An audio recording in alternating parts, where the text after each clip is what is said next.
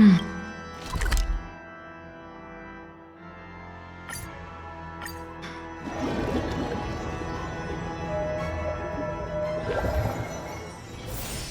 haven of memories. Every touch, every moment is like a thorned rose.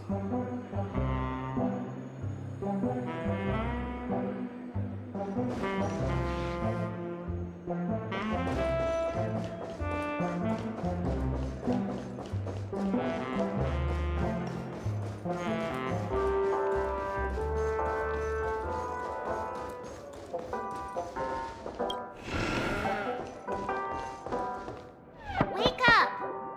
Wake up! Hey, wake up! The sun's frying your butt.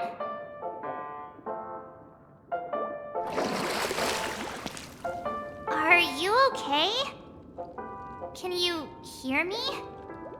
I didn't hear a peep from your room, and it really freaked me out.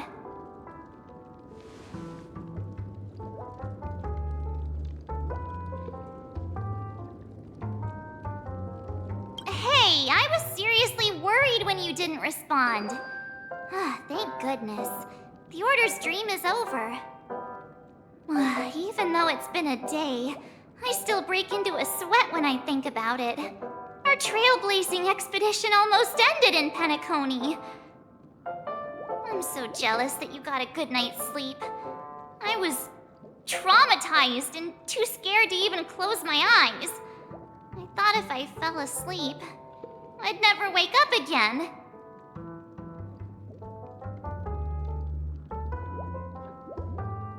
A natural beauty like me never has dark circles. The Stellaron was sealed while you were sleeping. The ordinary people in Penacony have no idea what happened. They just feel like something's missing from their memories. The family's official statement was like, "The Charmony Festival was attacked by an unidentified Stellaron and came to a halt." After all, they can't just reveal the truth about the Order. Now, all the major lineages, except for the Oak family, are dealing with the aftermath. The family has invited the crew to the Radiant Feldspar as witnesses for an important meeting. Everyone's waiting for you, so hurry up and pack. We're leaving as soon as you're ready.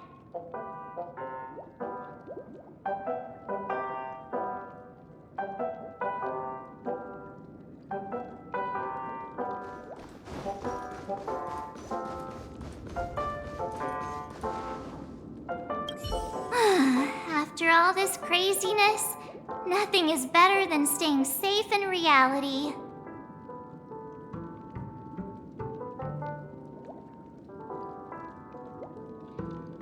It's a massive airship, and it's awesome! I heard it's never shown to the public. Only VIP guests of the family get to board it and enjoy the breathtaking views of Penacony. The Iris family sent us a bunch of souvenirs. Fruit baskets, plus this fancy button model. After you're back on your feet, you can enjoy them all.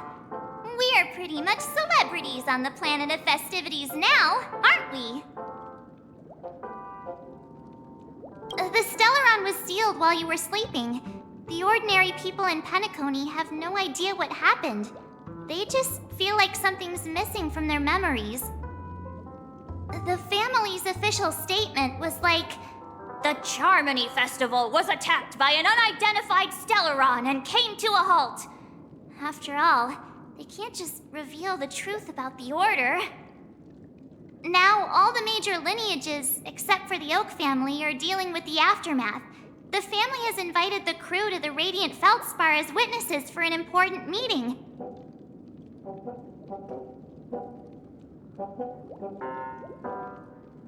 Why the sudden interest in that? Well, I was dragged into this sweet dream. I felt a cold tentacle diving into my memories, but something else was there. So the tentacle suddenly disappeared. And then I dreamed about stuffing my face with delicious food and going on a shopping spree. Sunday didn't seriously believe that was the life I wanted, right? Breaking free from that cheesy illusion was just a piece of cake. Yeah, let's go! We've got some time before we board the ship, so let's catch up with everyone at Dream Jolt Hostelry.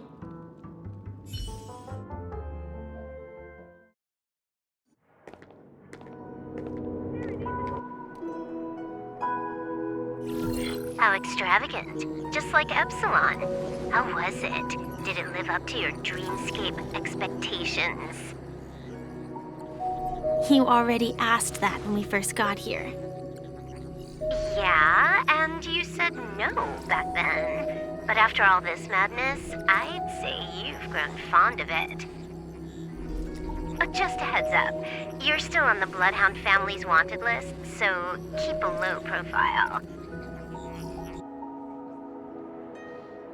And this time, it's Firefly in the picture, not Sam. That's gotta be a whole new experience for you, right? Indeed. In Kafka's words, that's also a missing part of my life. Still, it'd be quite inconvenient if I can't move freely. Could you help me out, Silverwolf? I knew you'd say that. Don't worry. I've hacked all the systems and left no trace. Don't do anything that may draw attention, and don't talk with guards. They might recognize you. Keep these 2 points in mind, and you can go wherever you want, unbothered. Thank you. No problem, Miss Samuel. I love this fake name. Now that we're done here in Penacony, what will you do in your free time? I hear the Genius Society is here. How about we go stir up some excitement? Well, you know my script isn't over yet. I didn't bring you back to hear an answer like that. Don't worry. The script says that I'll experience 3 deaths, but also receive an unforgettable reward on the planet of festivities. How will I know if I don't try? All possibilities exist until the outcome actually happens, right? You may not realize it, but you have a bad habit. Whenever you seem to be asking a question, you've already made up your mind, and no words will dissuade you. Anyway, Kafka asked me to pass on this message. If you see anything fabulous in Penacony, get one for me too. Just swipe my card, you know the pin. She didn't specify anything, but I guess she means a dress, coat, sunglasses, or something else. You know better about fashion than I do. Sure, I'll keep an eye out. There's tons of options at OT Mall. Do you think she'll like trinkets, like hair accessories or brooches? Those sound more like something for young girls. Maybe you should keep them for yourself. Oh, by the way, Blade didn't explicitly say it, but I think he was trying to say something like, temptation will show up again in Penacony. He's always so subtle with his words. Got it. He was just worried about me. Relax, Silverwolf. You know me. I won't do anything crazy. I just want to wander around and see more of the world for myself. I want to buy some oatcake rolls. I've had a cake roll every day since I arrived in Penacony, from the first day to the last. But today, I'll buy 2 and give you 1. And if you don't like them, I'll enjoy double the pleasure. Or I can bring one to Kafka, as she never refuses. Or maybe I'll give it to Blade. He'll appreciate it. That's not written in the script, right? But as you see, I have added new footnotes to my destiny.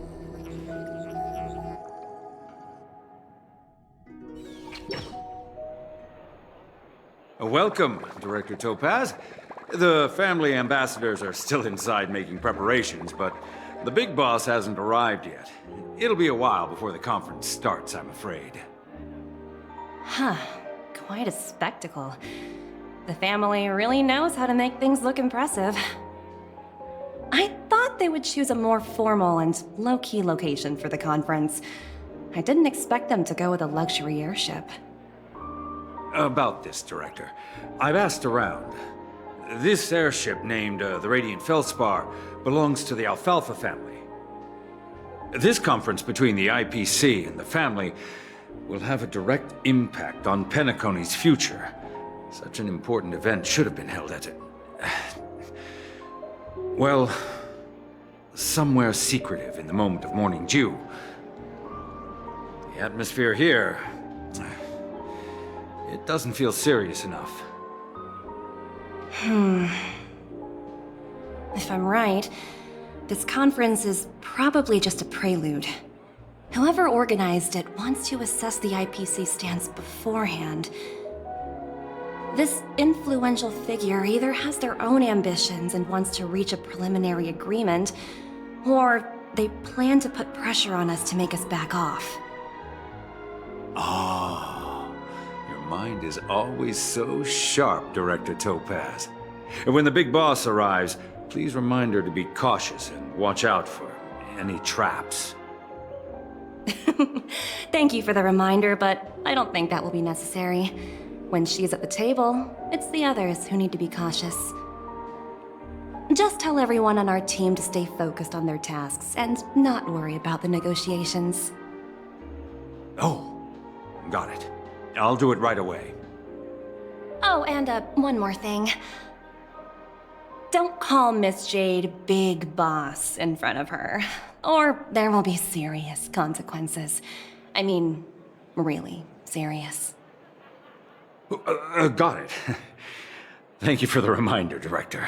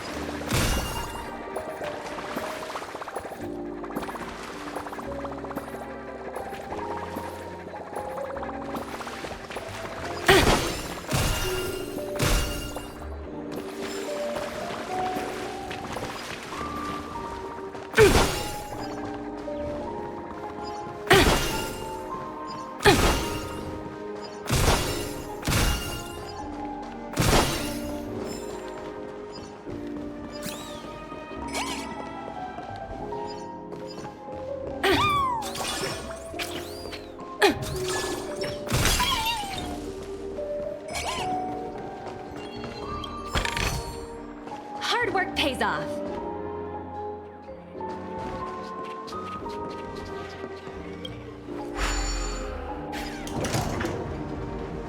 None of the important figures have arrived yet. Huh. Looks like the conference won't be starting for a while.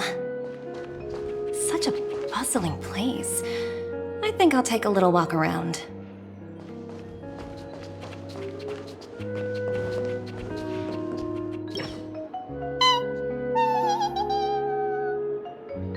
Oh, are you hungry, Numby? Food in the dream. Shouldn't taste bad, right?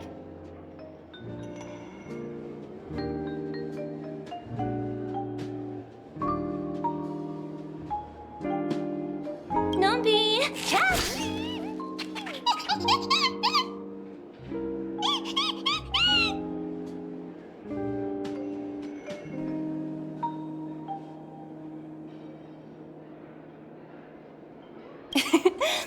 There. Don't be so greedy. Leave some for the other guests.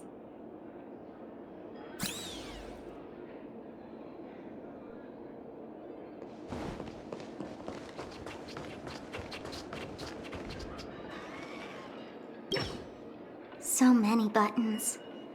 How many centuries would it take to press them all? Huh. Didn't expect those pooches to actually recycle them all. Huh? What are these?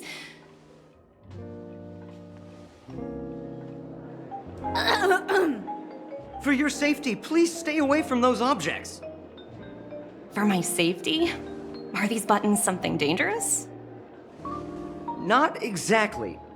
Lately, there's been a prankster in the Sweet Dream who's been handing out strange button devices to anyone he meets. According to those involved, he said something like, "Just press this button and all of Penacony will explode!" Luckily, no one believed him. Still, the Bloodhound family collected these buttons just to be on the safe side.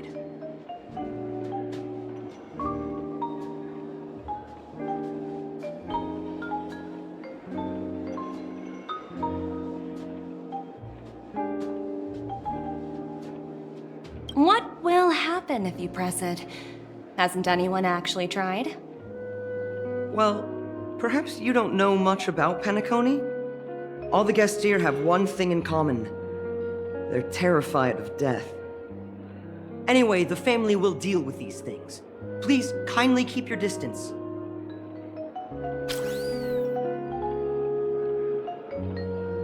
For your safety, please stay away from these buttons.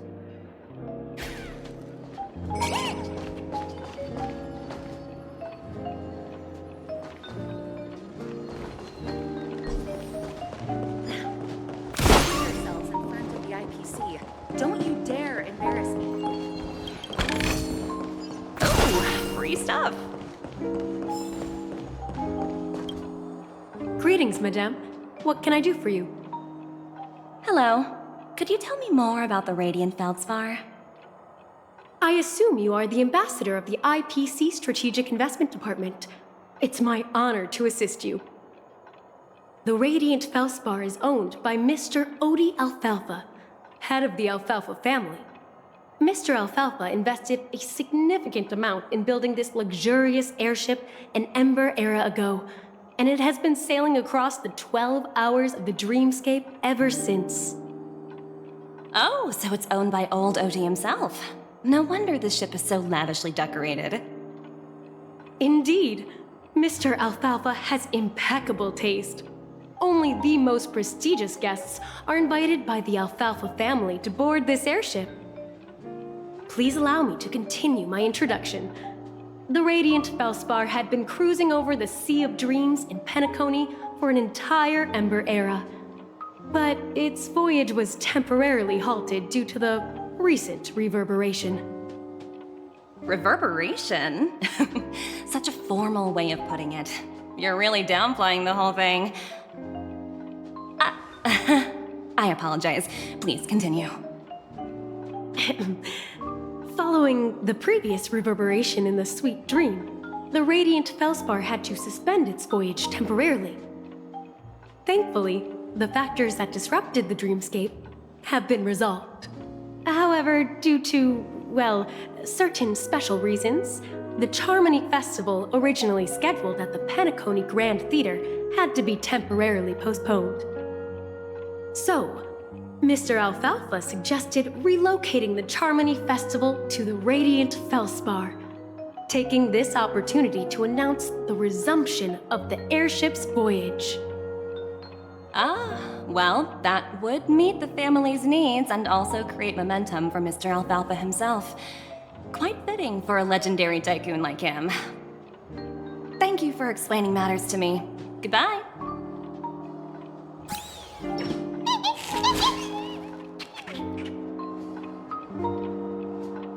Hello? The Talent Motivation Department? Again? Internal review? Will it ever end? I'm working on a major project. I don't have time to squabble with you guys. The way I handled the Urillo case was approved by senior management, and all of the project logs and calls are complete. Can't you check on them yourselves? I just don't understand. Why are you so fixated on this minor case and constantly escalating it? Seriously, what's your purpose?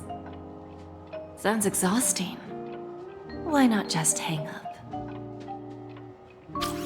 In my opinion, you handled that project quite well. A little ball of ice in exchange for the Astral Express's good favor. That's not a bad deal for the department. It's been a while, little Yelena. I've been looking forward to working with you. Never imagined this day would come so soon. Is there trouble? You can tell me anything. Just like old times. Ah, it's been a while, Madam Jade. I'm honored to have the opportunity to work with you. You're still so formal, aren't you? Forget about the hierarchy and treat me as your equal. No need for unnecessary titles like Madam. I'm sorry, but it might take some time to get used to that. After all, you are a senior. Well, now that we're both members of the 10 Stone Hearts, I need you to be at your best, especially since the upcoming negotiations leave no room for error. As sharp as you are, I'm sure you've figured out the true purpose of this conference, right? I believe old Oti has taken it upon himself to test our limits before the official negotiations between the IPC and Penacony. That's true, and it works in our favor. Do you know why? If we can reach some sort of agreement with old Oti beforehand, and gauge our opponent's boundaries, our future negotiations will go much more smoothly. That's the obvious benefit. Exactly.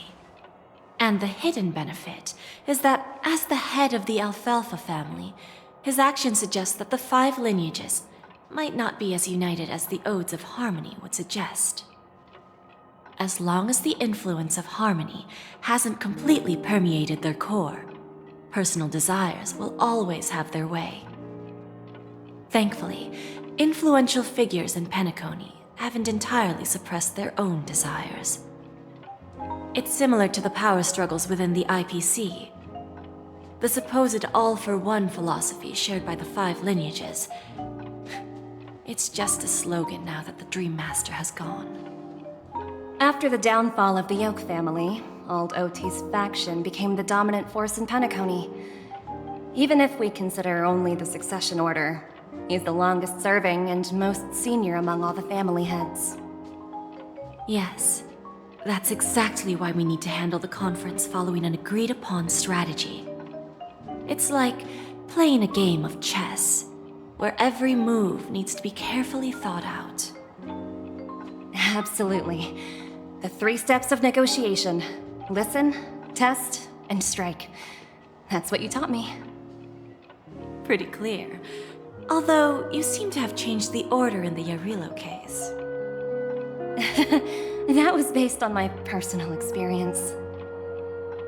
I apologize for interrupting your conversation, but the family head is ready to meet the ambassadors from the Strategic Investment Department. Time to get to work. Let's prepare ourselves and meet that esteemed supporting actor. Remember, our goal is to create an opportunity for the IPC to enter Penacony. Aventurine has already made a small opening, and you and I, we're going to tear it wide open.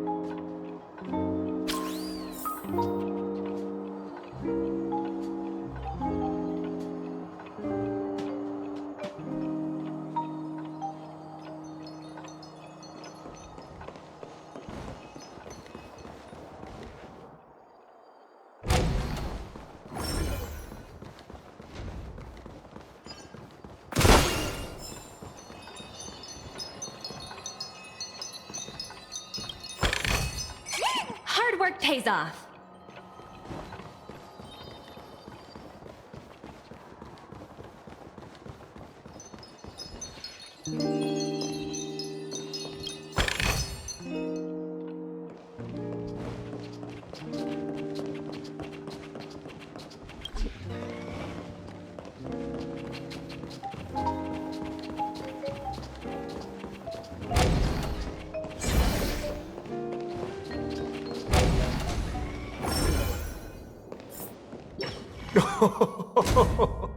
Welcome aboard my ship, the Radiant Feldspar. Smart and charming ladies. Please, have a seat. Let's have a pleasant conversation.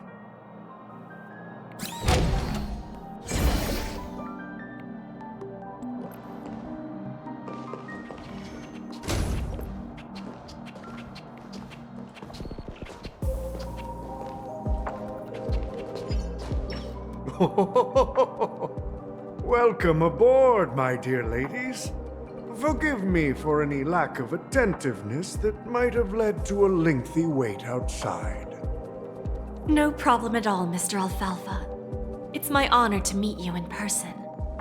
You may not be aware, but the book Odie Alfalfa, the biography, is a must-read for all Strategic Investment Department employees. After all, to many, you are the legendary figure who single-handedly built the Penacony economy. I expected no less from the 10 Stonehearts from the Strategic Investment Department. You're definitely skilled in the art of conversation. I always enjoy talking to smart people because we don't have to beat around the bush. We can just get straight to the point instead. Since I invited you IPC ambassadors on board, I'm sure you've figured out the topic I'd like to discuss, yes? The future of Penacony, if I'm not mistaken. Precisely. Those few words represent a terribly complicated situation indeed. Let's take that golden-haired guy who's not showing up, for example. He put in great effort and almost got himself killed. But what was it all for? Wasn't it eventually to create an opportunity for you IPC to regain control of the precious Astana? The wisdom and experience you've accumulated over 10 Amber Eras are truly impressive. Let's assume your assumptions are correct, Mr. Alfalfa. How would you respond to the IPC's actions? I appreciate your composure, Miss Jade. You must have witnessed much in your worldly experiences. However, perhaps you don't know much about Penacony. Old Oti won't sit idly by when faced with a greedy wolf.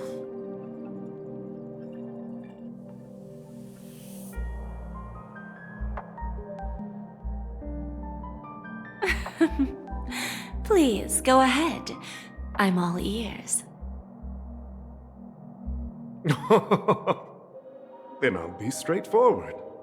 I requested this meeting before the official conference to dissuade the Strategic Investment Department from trying to lay a finger on Penacony. If you back off now, you can make a smooth exit and prevent the IPC from losing face during more important negotiations. One of our P-45 executives was attacked and nearly killed in the dreamscape. The IPC can't simply ignore this incident.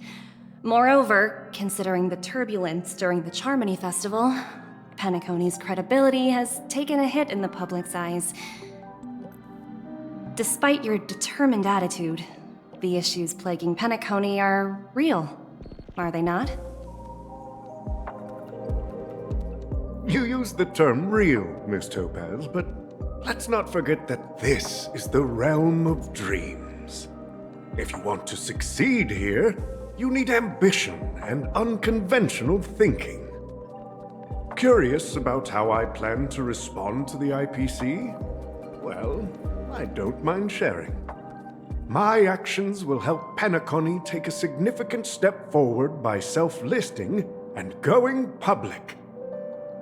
Going public? If I'm not mistaken, you want to bypass the IPC and go public on a universal scale. Precisely. Instead of watching the IPC gnaw away at Penacony, I'd prefer to open the doors of the sweet dream to the entire universe. Starting today, anyone in the cosmos can become a shareholder of the Land of the Dreams. This is the path of harmony I'll choose.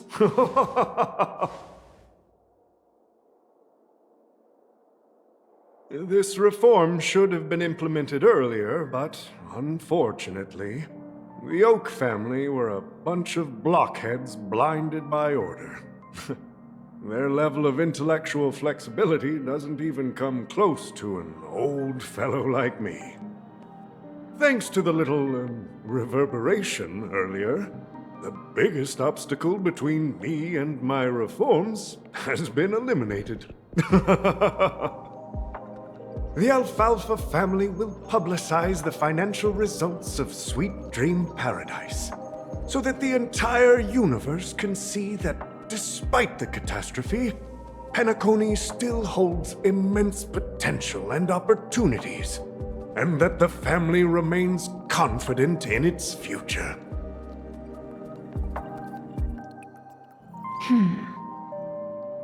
Crisis and opportunity are two sides of the same coin.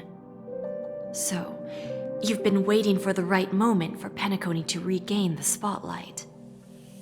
And if Penacony should seize this opportunity to overcome adversity, even if the IPC tries to intervene, every move we make will be scrutinized by trillions of people.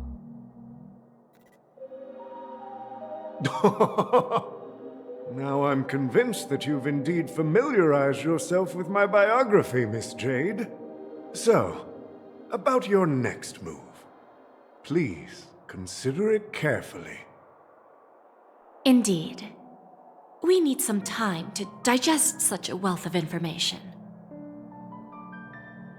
I suggest we conclude the first half of our conference, Mr. Alfalfa.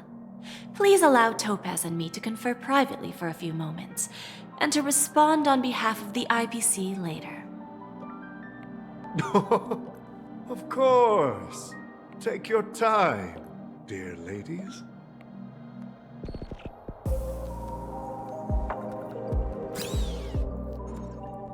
The Alfalfa family had a meeting with the IPC? I got this information from a message sent by that IPC ambassador. He said it was to return the favor. It's not hard to imagine. Penacony today is pretty much like the frontier prison it once was, with external forces casting greedy eyes and the undercurrent of order lurking within. Instead of falling into a situation where they are plagued by both external and internal threats, Penacony would rather take a step back and invite the IPC to negotiate at the table, ostensibly to cooperate, but in reality, to secure more opportunities for their own survival. Well, no wonder they sought the mediation from the Astral Express. In your opinion, who should we stand behind? I don't think the followers of the Harmony are completely innocent victims in all of this. For reasons unknown, they have a strong desire to smooth things over, which leads to speculation about their motives.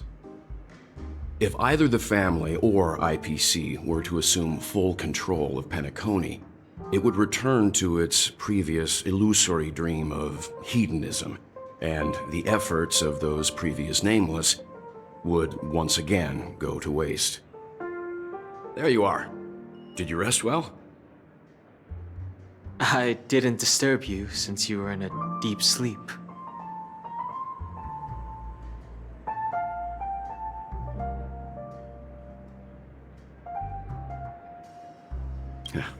Even long dreams eventually come to an end. Our adventure in Penacony is reaching its conclusion. After Anna's dream was shattered, the family branch from the Montour system soon arrived and swiftly took control of the situation.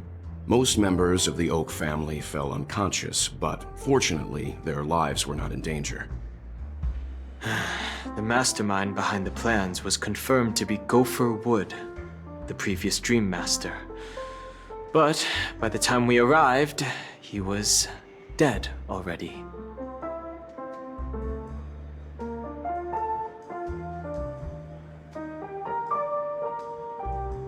He'll face a trial. As for further details, the family would rather not disclose them. Ultimately, the public perceived the incident as an attack by evil forces targeting the Charmony Festival. They believe the family failed to safeguard the sweet dream, significantly eroding their credibility in the process. While quite different from the truth, this appears to be the outcome with the least impact. After all, you don't know who's awake and who's pretending to be asleep. Well, they'll open their eyes in the face of danger. Once the danger subsides, they'll embrace the sweet dream again. Here's a toast, with 3 glasses of Glory of the Trailblaze to all of you. What are you talking about? This is my lounge. It's good to see you all again, although we might be saying goodbye again after this reunion. When will the Astral Express leave Penacony? We'll stay a bit longer, but not too long. So, this is our final meeting then? If this is a farewell, then it seems to be missing something. Music? Atmosphere? Maybe a special drink to honor those who are not here. Let's see. The mixed drink should be solemn, dignified, and unique, as we'll use it to pay respect to those fallen heroes. To the nameless resting in peace, and to Gallagher.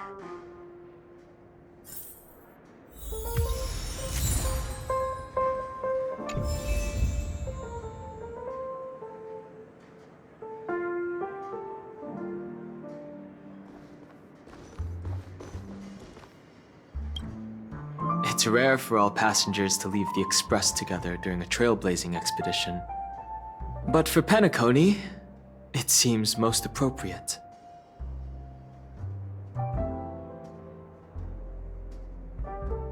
Given the conductor's presence, there's no need to worry about it. However, it's crucial that we soon return to inform Pom Pom about, the Nameless. In my dream, the Express stopped at many places, and passengers came and went. However, the 5 of us were always present, and the journey seemed never ending.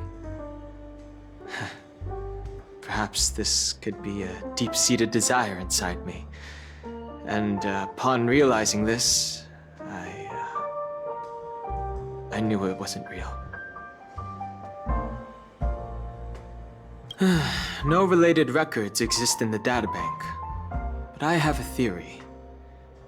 The hidden dangers of the Order have always been within the Harmony, and this issue existed within the family from the very beginning. However, now that more powers in the universe are aware of this secret, the situation in the cosmos will become more complicated. Like I said, we'll go and see. Once we've packed everything, we should head to our next destination.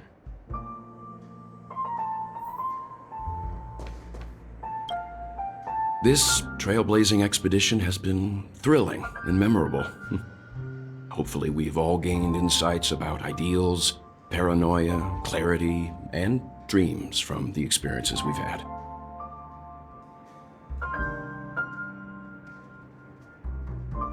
One bird longs for the earth and the other longs for the sky. Even if Robin had to stop her brother with her own hands, she won't give up on him. However, facing punishment from the Harmony is inevitable. He will face a trial. As for further details, the family would rather not disclose them.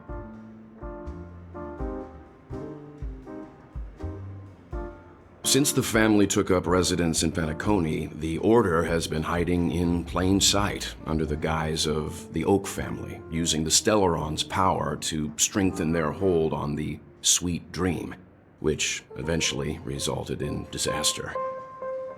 That's the claim the family makes. Whether they were truly unaware of all this is a delicate matter. Venturine's efforts finally earned the IPC a seat at the table. As a result, a more senior representative arrived in Penacony and initiated negotiations with the family. As far as the Astral Express is concerned, the IPC will make for an invaluable ally during the negotiations to prevent Penacony returning to its former ways.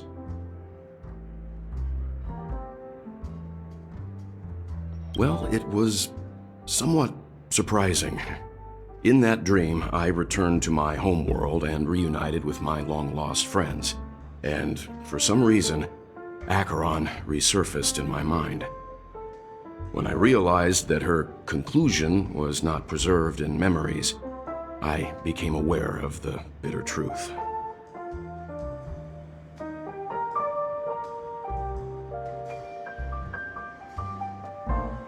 The conclusion of a journey can often be sorrowful. All we can do is to try to make sure it ends on a happy note.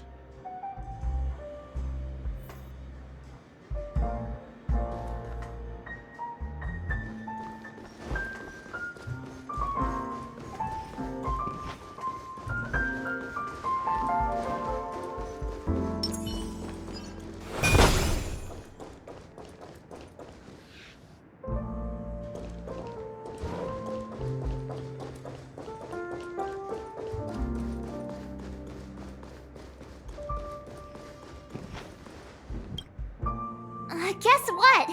Something weird just happened when I was on my way over here.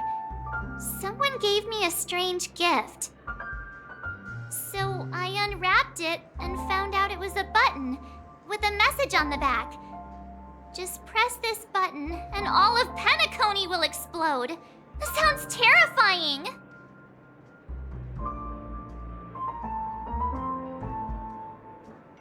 Of course not. Who would press something like that? By the time I turned around, the person had already vanished, so I handed it over to a nearby hound.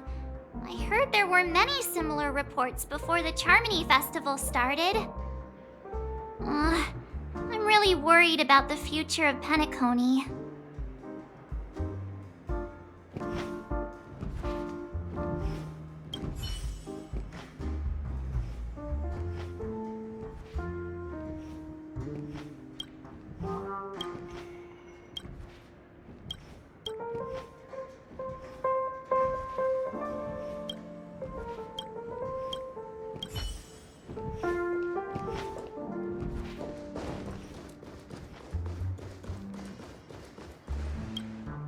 Ready to mix your drink? I'm not sure. I haven't seen him since our last meeting at the lounge. Come to think of it, he always did come and go quietly. We used to discuss everything here. But every time he'd leave, I'd realize that I didn't know him at all. Such is the mystery that is Gallagher. I have a hunch. Perhaps he's already fulfilled his wishes and won't be coming back.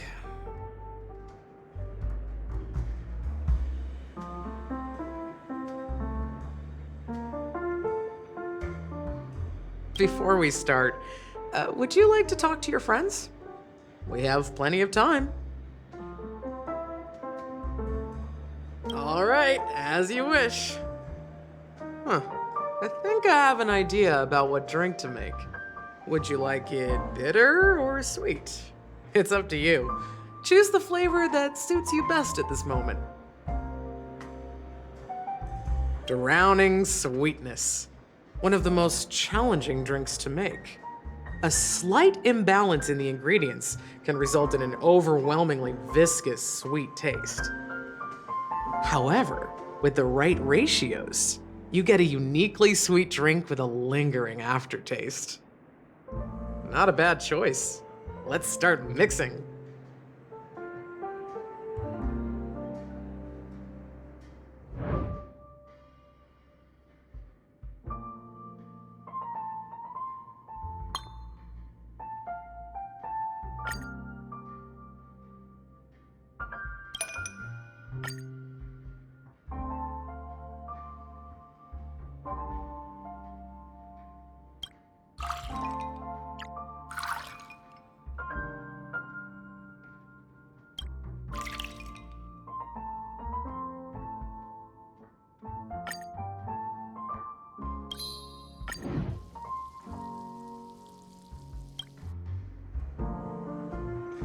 Words always fall short.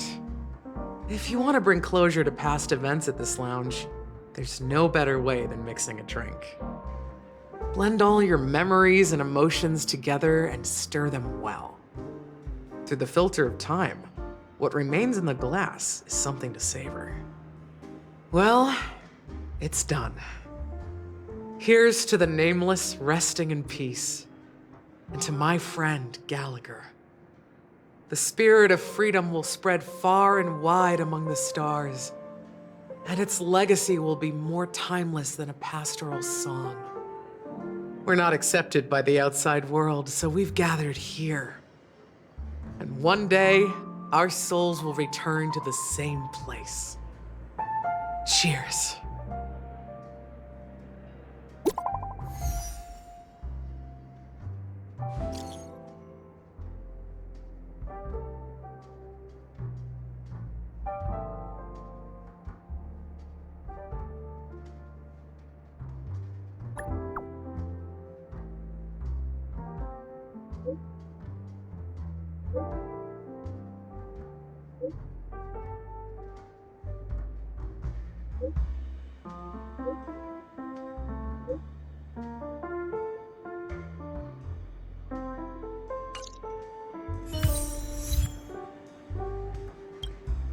Oh, are you leaving? Oh, then take this with you. I've mixed more of this last special drink for you. The past shouldn't be forgotten. So I hope it brings back the flavors of Penacony. Thank you. I'm sure it'll leave a lasting impression. If you happen to run into Gallagher, make sure he has a sip too. I know his tastes, and he'll be thrilled. Then, I guess you won't be seeing him. All right, enough with the heavy stuff. You guys have important things to take care of, so let's not dwell on things. Whether it's the Astral Express or Penacony, there's still a long journey ahead. So let's lift our spirits, guys, and embark towards our tomorrows. Old Odie is a tricky opponent. I didn't expect him to take the risky step of going public at such a critical moment for Penacony. Indeed. He's definitely bold. It's that kind of boldness that made him the Odie Alfalfa he is today. Still, the outcome is uncertain. Shouting loud doesn't necessarily carry any weight. What about the phone call I asked you to make, Topaz? Ah, they agreed. But it'll take some time before they arrive. Just as it should be. The sweet dew should be served after the bitter poison. Looks like we'll be skipping the exchanging apples step this time around. Now that we're dealing with a greedy merchant, a simple apple wouldn't make a difference. Well, I guess I included myself in that remark too. Now I'm a bit curious, Topaz. Do you think Penacony is a quality asset? Yes. Despite its recent calamity, Penacony remains a top quality asset within the cosmos, with good credit, lucrative potential, and promising prospects. Well, that's obvious, but what I truly wanted to know is, this project is obviously too bland for your taste, isn't it? That's true. I wouldn't be here if it weren't for Venturine. But despite that, you trust him. You even entrusted him with a cornerstone, something as precious as life itself, to finish this gamble. Are you not in the same boat, Miss Jade? Without us playing along, your Jade Stone wouldn't have made it across the border so easily, allowing you to see all desires that flow through dreams to gain a bargaining chip in negotiations. That's why I'm willing to stake my Topaz Stone to cover for you. It's like one big, elaborate game of chess. Once that kid sets his mind to something, nothing can stop him. Not even fate. Well, at least he's still alive, and that's the best outcome. Looks like we've strayed off topic, Miss Jade. Should we discuss our next steps? No need. I'll go it alone. Meanwhile, you can go greet our honored guest and wait for my message. Okay. Is that Robin? Huh. She's also here on the Radiant Feldspar.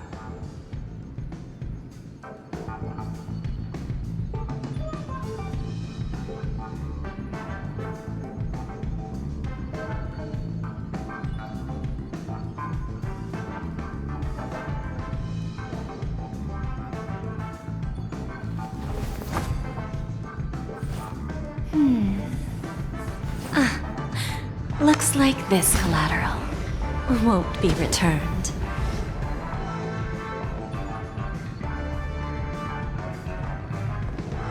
There's a good child. Do as you're told. There's a good child. Do as you're told.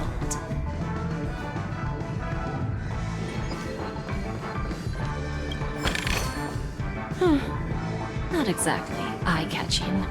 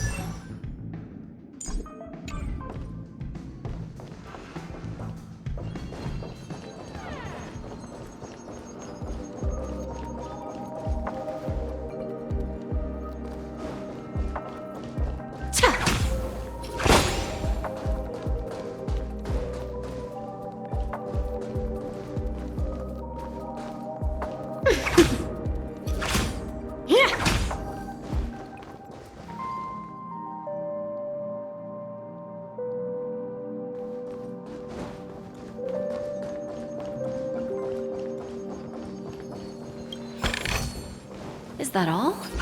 Hardly worth the bother.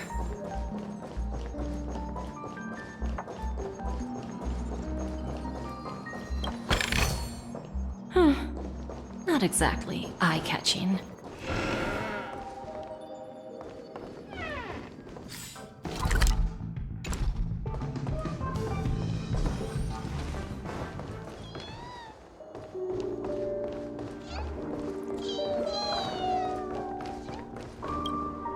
Greetings, Miss Robin. I didn't expect to meet you here. Miss Jade? Greetings. The opening ceremony for the Charmony Festival has been moved to the Radiant Feldspar, so I'm here making some preparations. How about you? Have you spoken with Mr. Alfalfa? I'm actually on my way to meet him right now. Do you know him well, Miss Robin? Unfortunately, I've never met him. I've only heard a few comments from the former head of the Oak family. Mr. Alfalfa is respectable when it comes to business. But in other respects, I can't say the same. Where do you think the future of the planet of festivities is headed? I believe the sweet dream will see its rebirth, just like the Radiant Feldspar resumed its voyage. The Harmony needs a new direction. Only by bidding farewell to the past can we actually sail into the future. There are no permanent allies or everlasting enemies. So let's both take what we need from this deal. Naturally. I'm looking forward to your performance. See you at the festival. See you later, Miss Jade.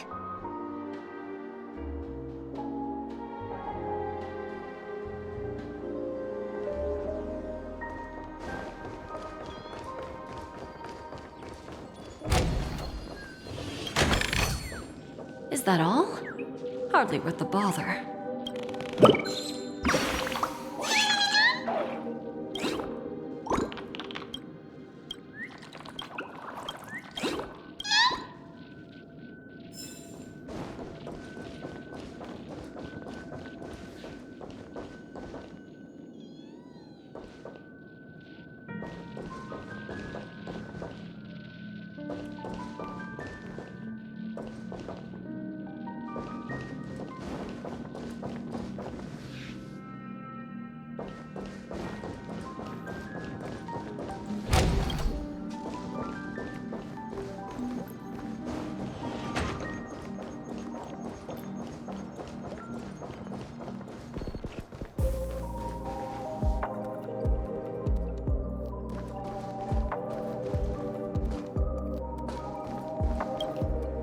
Thank you for your patience, Mr. Alfalfa.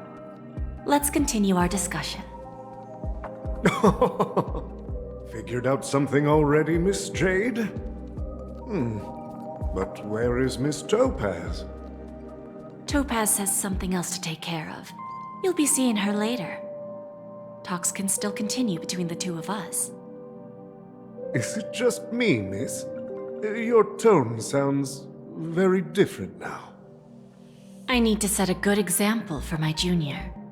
It's not a good habit to be too loose-lipped during negotiations, right? Now we can speak frankly and openly. Do you believe what I said, Odie? You're not the only merchant who has seen the changes in the cosmic market over the past 10 Amber Eras. Interesting. Now that's interesting. Good. It's good to be straightforward. Openness and transparency are my things.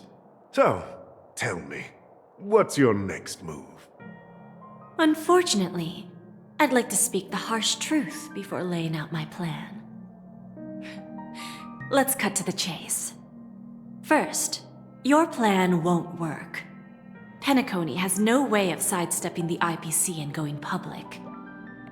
Second, you can't stop the IPC from entering Penacony. We've got all the time and connections in the world to find a way in. We'll keep tearing down and rebuilding this place until the Asdana system gets used to the IPC's ways again. Now, I'm repeating your words exactly. If you don't want to be a laughingstock and have everyone gunning for you at the official conference, you'd better drop your little pie-in-the-sky plan. Oh, interesting. Indeed. You surely have a way with words. Now, I'm curious to know what you have up your sleeve. Mr. Alfalfa, let's not forget that the IPC controls the biggest interstellar publicity platform. More than half the news networks in the universe take their orders from us. The moment news spreads about Penacony going public, trillions of customers will immediately receive a message like this. The family's protection for Penacony has expired. Any mishaps in the dreamscape could result in permanent brain death. Care to guess how many ways we have to turn Alfalfa credits into worthless junk within a measly 24 system hours? With the entire cosmos keeping a close eye on Penacony, I assure you, it won't be too hard. You really think you can pull that off? Even from Pier Point, as distant as it may be, I'm more than capable of keeping you on a tight leash. However, if you agree to give up that half-baked plan to go public, the IPC will assure you that we'll never jeopardize the interests of the family heads under your leadership. After all, we also need allies here in Asdana. The IPC can assist Penacony with financing, starting by acquiring 30% equity shares. With our financial support, stabilizing and rebuilding Penacony will be a piece of cake. 30% equity, you say? Who can guarantee you won't want more in the future? That's the brilliant part of it all. The answer is simple. No one. There are no guarantees. It all hinges on self-awareness and mutual respect. However, the board of directors will consider the interests of the family heads to some extent. You're a smart merchant, old Odie. Isn't the whole purpose of this elaborate game to showcase your business acumen and seek more benefits for the family? It benefits us if we both take a step back. And if that's not enough for you, I'm pretty sure that another goal of making Penacony go public is to expand the influence of the Planet of Festivities and attract more customers. I understand your concern, and I have a solution for that, too. Fine. Now I see your sincerity. As the head of the Alfalfa family, I don't think I have any reason to refuse your offer. However, as their chosen one, I still need one final answer. Go ahead. I'm listening. When I was a child, I heard the adults recite the tale of the ancient Ember Era, about the ascension of Shipe, the Harmony, and the downfall of Enna, the Order. The Order and the Preservation used to be close in ancient times. So, why does the IPC, as a follower of the Amber Lord, seek collaboration with the family instead of aligning with the Order? The answer is simpler than you think. It's all about credits. Everyone's favorite thing and the universally recognized currency among the stars. The IPC has the power to perpetually ensure their value. With each new world integrated into the credit system, the IPC adds another building block to its cause. Eventually, all exchanges, capital, and businesses will operate within a unified monetary system. By then, all planetary developments will be recorded in accounts with well-defined values and the ability for exchange and circulation. And the heart of everything will be Klepoth's credit. Ah, and then the IPC will be able to exert influence over everything. Our intention is to establish enduring preservation, so I'm sure you can understand. This universe doesn't need two types of order.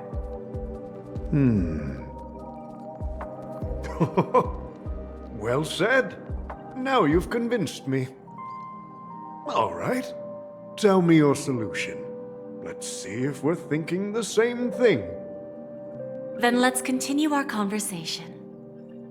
Please, Topaz, invite Sweet Dew to join us at the table.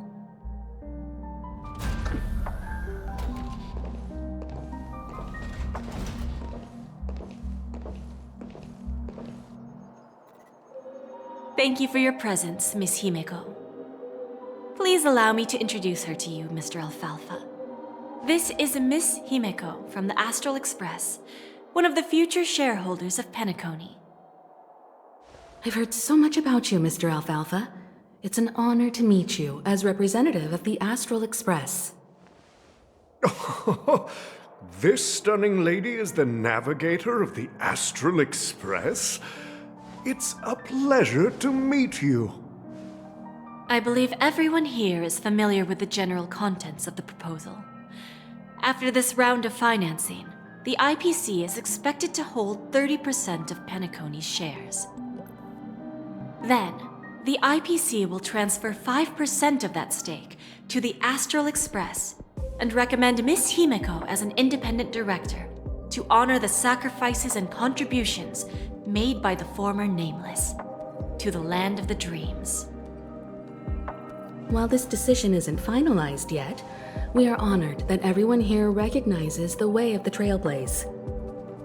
While the Nameless didn't embark on their journeys for fame or fortune, if this is the wish of both the family and the IPC, I will represent the Astral Express and fulfill my duty as a member of the board of directors. The entire crew has agreed to assist in the reconstruction of Penacony.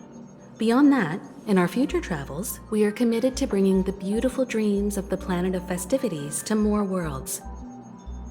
Of course, all cooperation is based on one premise.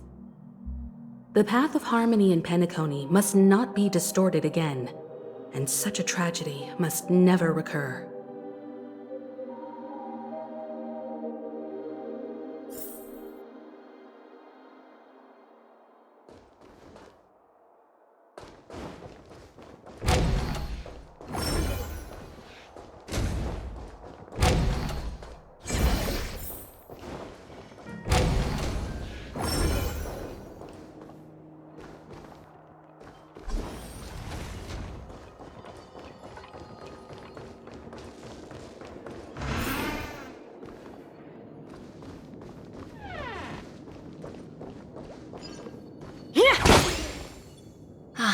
old OT is in agreement, so the issue is settled, I presume. What about the remaining family heads? They will soon realize the situation. When old Odie answered the last question, he represented more than just the Alfalfa family. When should we schedule the formal negotiations? I'll handle the arrangements. It's all up to you. I'll step back and let you handle the negotiations and takeover. I won't be involved. But Miss Jade, this is... Aventurine initiated this case, and you were his project partner. If that kid hadn't overplayed his hand, I wouldn't have been pushed to the forefront. I came here today to help you sort out the toughest issue. I trust you'll be able to wrap things up quite nicely, little Yelena. Of course, there won't be any problems. And please, give Diamond my assurance. Don't worry. Diamond has always trusted us. I'll put in a good word for you, and you'll have your P-45 position back in no time. Radiant Feldspar.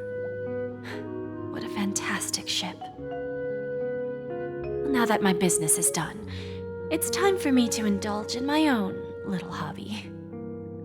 Ah, you want to open a Bon and Jade exchange branch on this ship too? Opportunities like this don't come around often.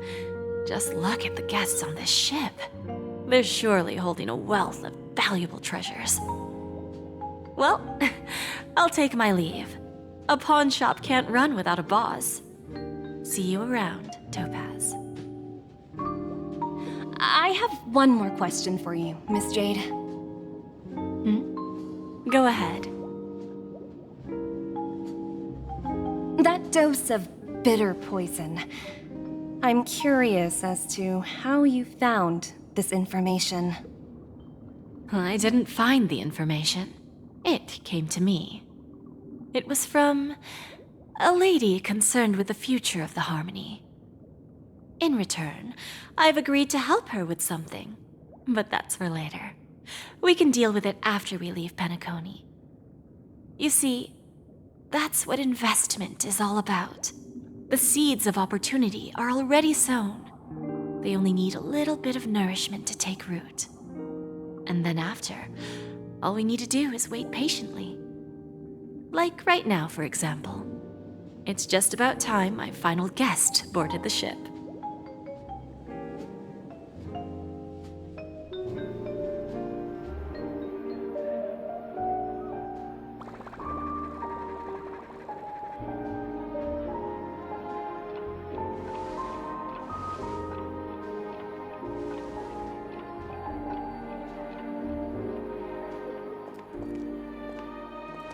Sneaking in was way easier than I thought.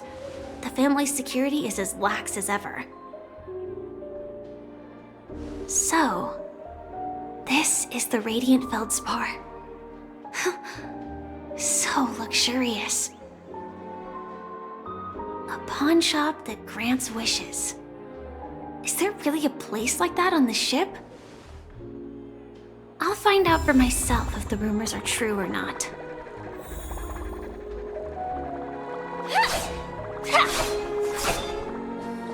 I tripped and fell right here.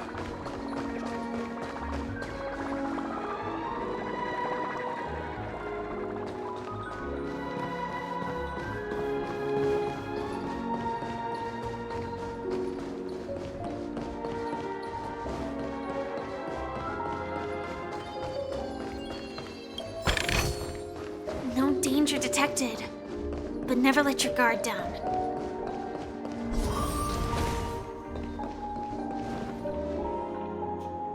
Is that her?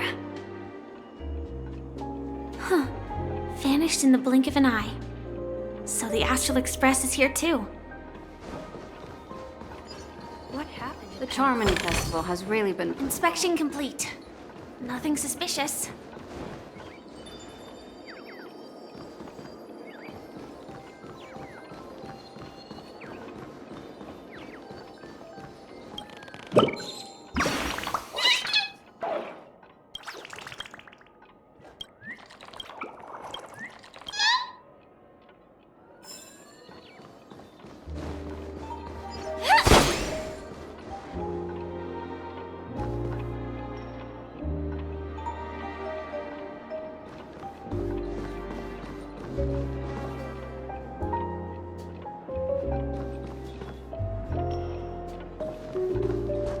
By the way, there's one more thing.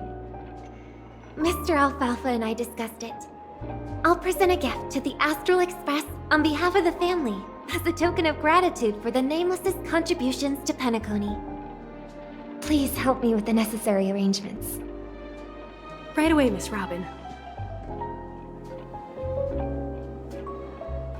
Can I ask you something? Oh, greetings, miss. Is there anything I can help you with? Do you know how to get to the pawn shop? Pawn shop? Ah, you must be talking about Lady Bonajade's place, right? I heard she offers, special services there. I've marked the pawn shop's location on your device. Please feel free to check it out. Lady Bonajade. I think I've heard that name somewhere before. Was it from Silverwolf? Come to think of it, she disappeared after mentioning that she was going to meet with the Genius Society. I wonder how things turned out for her.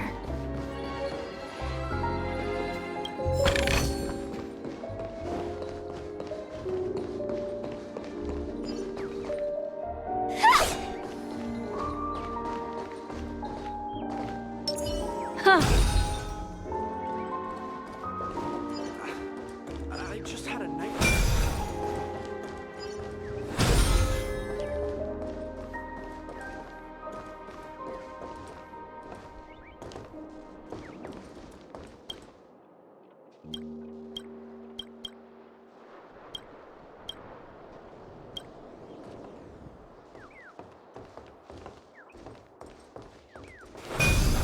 Yeah. Yeah.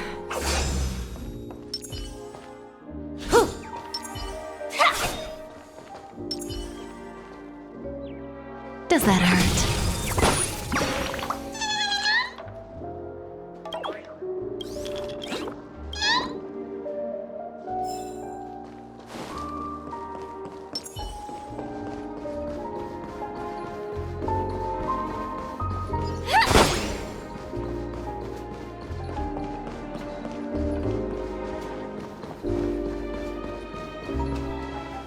If I win, your chest is mine.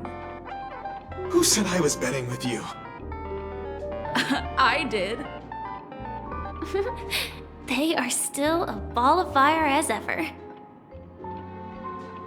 Sorry, but I've got to find Lady Bonajade first.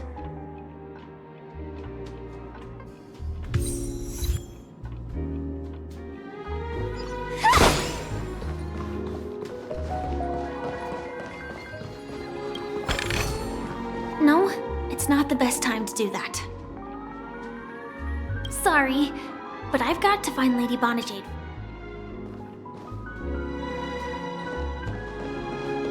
Hey, excuse me. No, it's not the best. Sorry.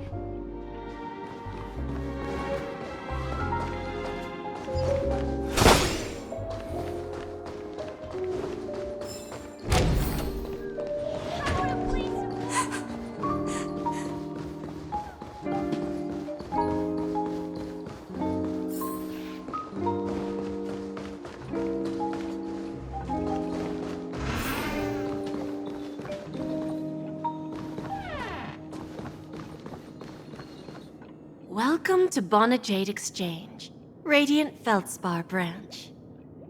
How should I address you, dear lady? Just call me Samuel.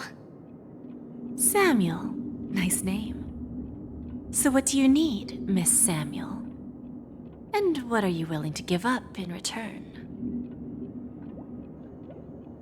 I want to keep on living. And for that, I'm willing to give up everything I have. Everything you have? That's right. Everything. Miss Samuel, I think you'd best turn around. It seems you're not quite familiar with the term pawn. What do you mean? I mean it literally. I sense your burning desire to live, but unfortunately, you don't have anything of equal value to offer. Okay, a pawn shop that grants wishes. I see. It's just a marketing gimmick. That's quite a harsh accusation. I understand you may not fully comprehend what I mean, but don't worry. I'll help you understand. Go and talk to these people. They're all customers of my pawn shop. See for yourself if their wishes have come true. Once you've done that, come back to me. I'll help you understand the true meaning of pawn and make you realize what you're missing. That Lady Bonajade feels more like a money lender rather than the owner of a pawn shop. Well, I've got nothing better to do anyway. I'll do as she says and see what happens.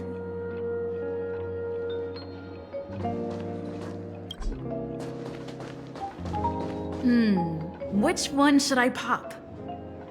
1, 2, 3, 4, 5. Dan Heng and Void Ranger Jive. Don't change the words. No, it's not the best time to do that. Sorry. I'll catch up with you later.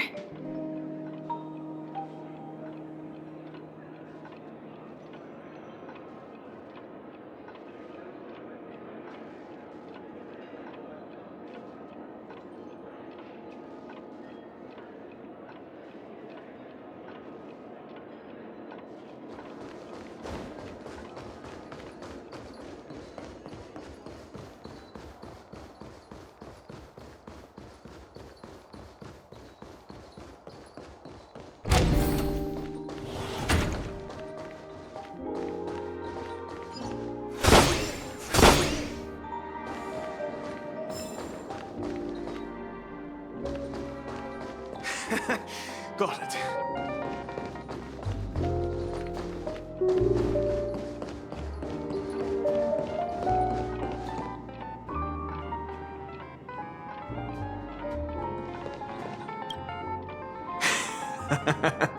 You stupid little girl.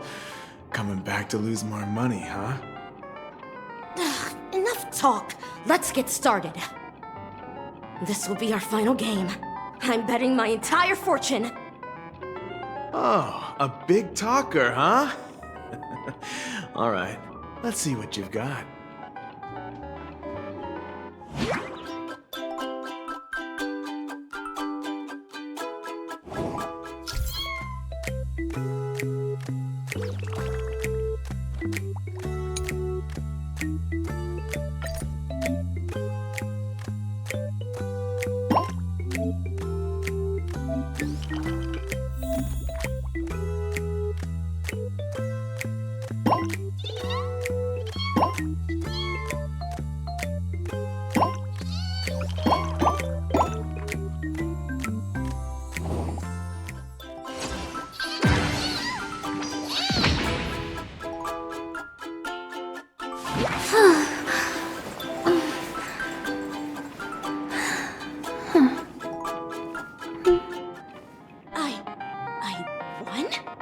I actually won! This can't be! You lost to me 10 times in a row. How could I possibly lose to you at such a crucial moment?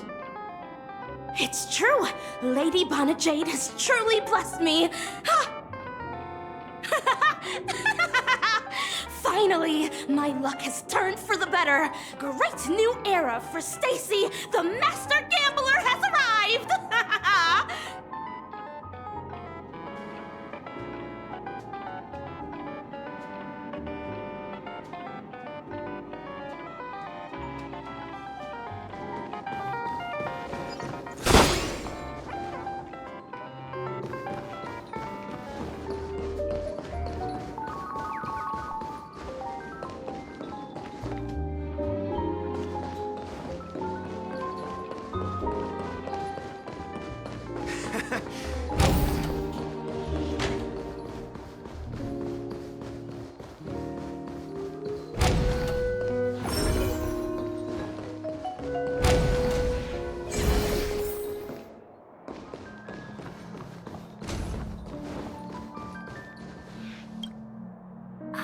prepared a gift for you, Dorothy.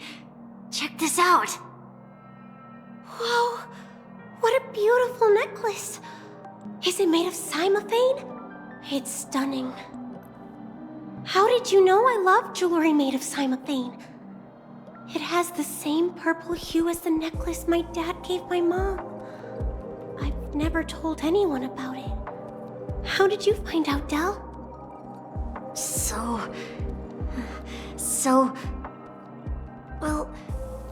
Will you go out with me?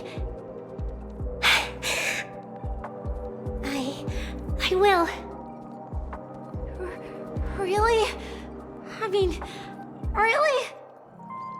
I never said yes before because I thought you had no idea what I liked.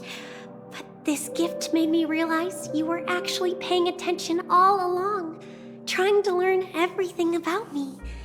So yes, I will. Wonderful. My wish has actually come true. So, shall we go, Dorothy? Let's go outside and enjoy the stunning views of the 12 hours.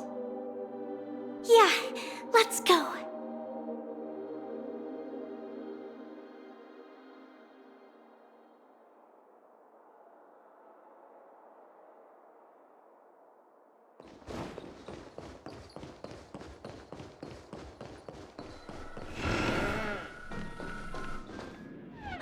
Hey, did you see that? The gray-haired one outside. Don't look around, just focus on your drink. Seriously, they look like a total lunatic. Is that her?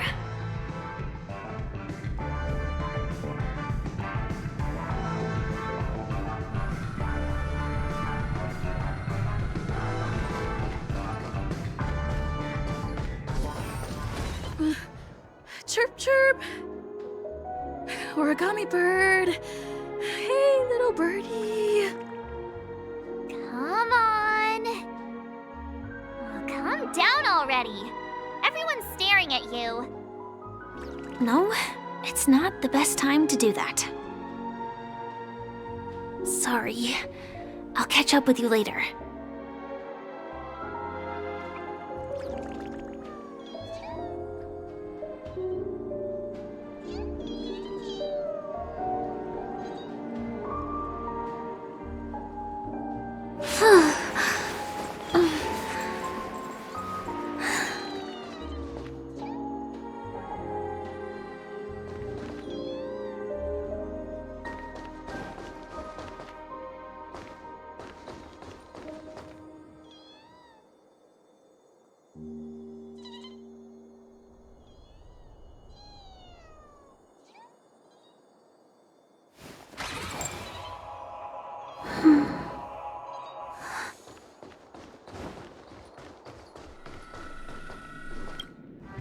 Yeah, you heard right.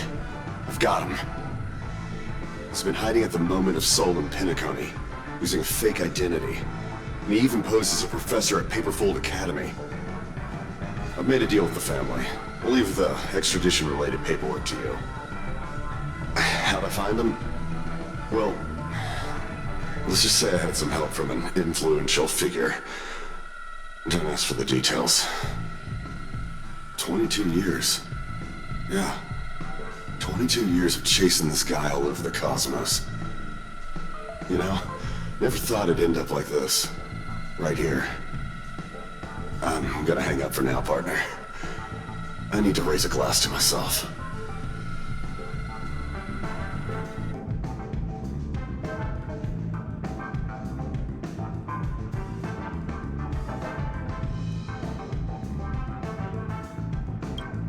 All of their wishes actually did come true. But I just don't understand. How did she do it? And what does pawn really mean? I should go back and ask.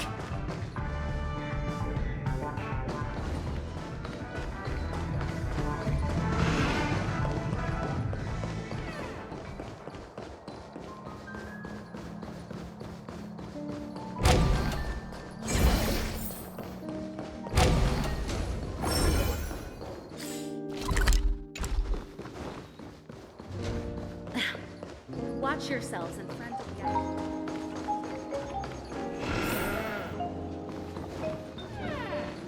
you. So you're back, Miss Samuel.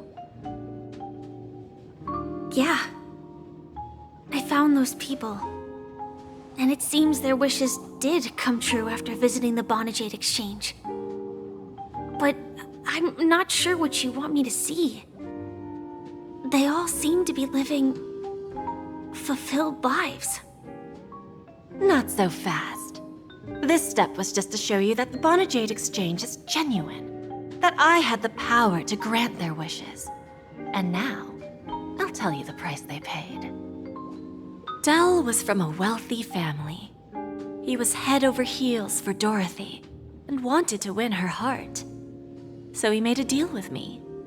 He put up his entire fortune in exchange for a gift that would impress Dorothy. It was a piece of cake for me, thanks to my IPC connections. However, Dell will soon find himself evicted from the dreamscape because he can't afford his room. Whether he can bounce back from poverty, well, that depends on him. Let's just hope that necklace will keep their relationship from crumbling.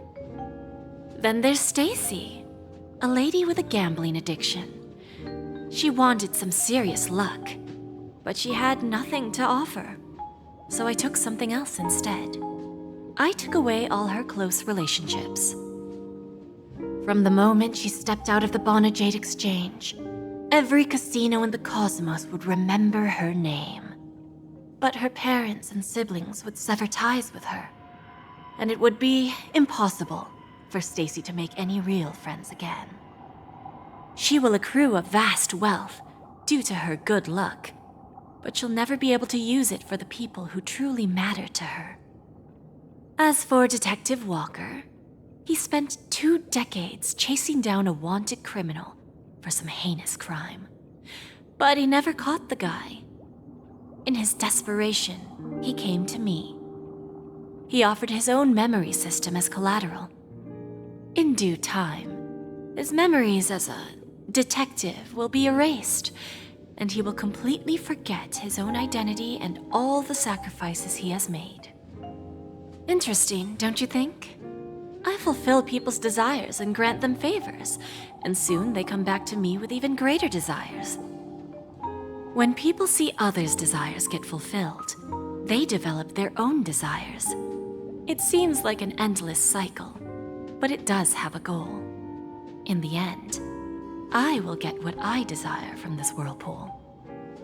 And patience happens to be one of my greatest strengths. So now, do you understand what you must give up, Miss Samuel? Or should I address you as AR-26710, a remnant of Glamoth's Iron Cavalry? I'm not surprised. You are much calmer than I expected. Entropy loss syndrome. Truly an unjust misfortune, isn't it? The higher-ups in Glamoth implemented such a failsafe within the genes of their warriors, just to make sure the Republic's most powerful weapons wouldn't fall into the wrong hands. As for the price, those Iron Cavalries weren't exactly seen as regular, independent humans, so there wasn't really a price to be paid. However, you are different. You're now a Stellaron hunter, a living being named Firefly. Naturally, you want to continue your existence, but with the Firmament Front gone, the people who know the secret and can cure the disease are nowhere to be found. Are you suggesting that the IPC has a remedy? Well, there might be a silver lining. That's all I can say for now. I see. It's no wonder you said I can't provide anything of equal value. Because nothing I own holds any meaning. So, you're going to ask me to personally restrain my partners to ensure my own survival?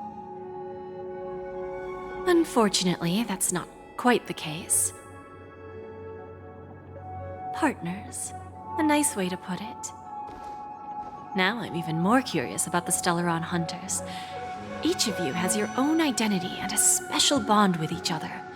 It's strong and intimate, and yet it allows for independence.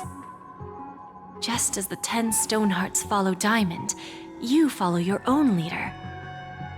I wonder what they are like, and if all Stellaron Hunters are like you. Traveling on the path of finality, but struggling against your destiny. Attempting to move in the opposite direction. I really hope that one day, all of you will come and visit my pawn shop. I'll be waiting patiently for that day. Can I see this as an invitation? From Diamond to the Stellaron Hunters while keeping the IPC in the dark? Consider it more of a personal offer from myself. It doesn't represent the IPC or the Strategic Investment Department. The Stellaron Hunters have interacted with the IPC, but not the 10 Stonehearts. Our paths have never crossed. As for your offer, I can pass it along to my partners. But I have a question. You know who I am. And you must know that my partner is keeping an eye on this room. If she wanted to, she could let the entirety of Purepoint know about it within a few mere seconds. What drives you to take such a risk and extend this invitation on behalf of Diamond, even if it could lead to your downfall? Simply put, you and I are the same. However, unlike you Stellaron Hunters or the Astral Express, we band together merely to obtain what we want. Each of us has our own past and destined ends, and on this journey, we have been invited by Diamond to join him. This journey could be either brief or long, as each of us carries a void in our hearts that can only be filled from the outside. So, Diamond made us a promise to divide the power of the Emanator of Preservation into 10 pieces and give each of us a cornerstone to fill that void. Mortal flesh is fragile, yet my heart is unyielding like the monolith. For without this resolve, the way of preservation would fade into oblivion. So, you understand? This pledge goes beyond a mere oath. It's our collateral in exchange for opportunities, wealth, survival, and a future. And whatever we gain from it will fortify the Stonehearts in return, allowing us to achieve the great cause of the preservation when the war among the eons eventually comes.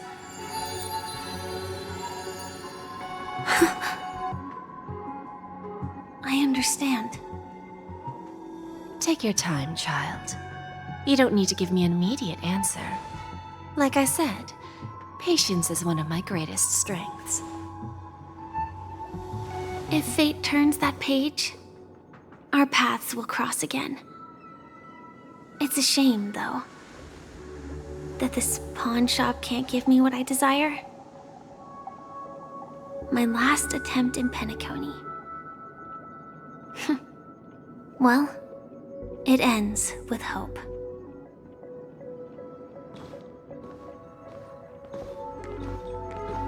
Lady Bonajade? I've come to deliver the collaterals promised.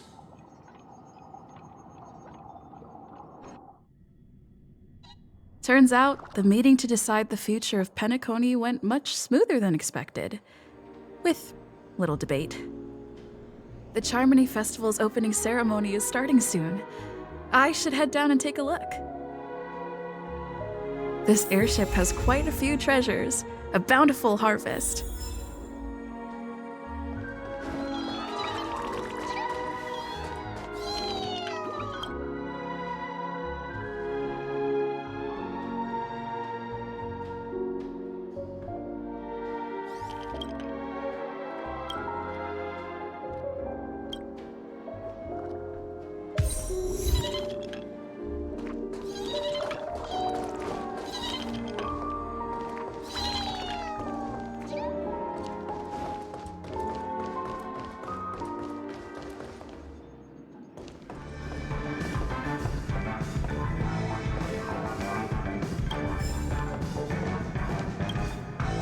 Remember, I can take you out with just one shot whenever I choose.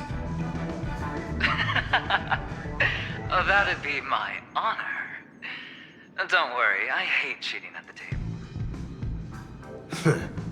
You better. Ah, look who's here. The great hero of the Astral Express.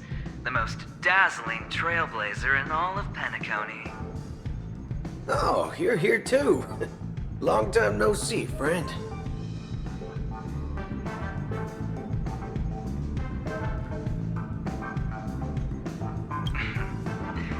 Merely a greeting of platitudes. As long as you and I have an understanding. Let's set aside those under-the-table dealings for now, partner. Don't want to spoil the festive mood of the Charmony Festival. Oh, I agree. Now let's congratulate Miss Trailblazer. I hear the family intends to thank the crew at the Charmony Festival. It's a real pity I can't personally be there to witness this.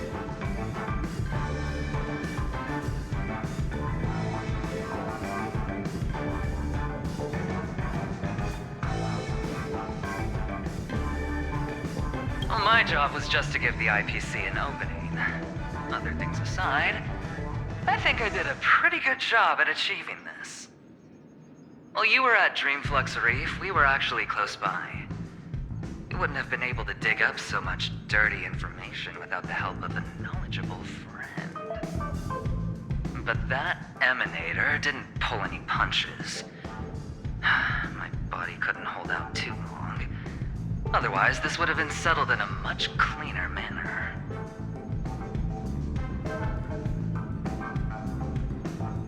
No problem. And punishing the wicked and eradicating evil is a top priority. Would have been strange if we sat it out. Making an entrance like that, us Galaxy Rangers are making a comeback. Reckon you'll meet quite a few followers of the hunt on your journey. Do me a favor, pass on my regards, will ya?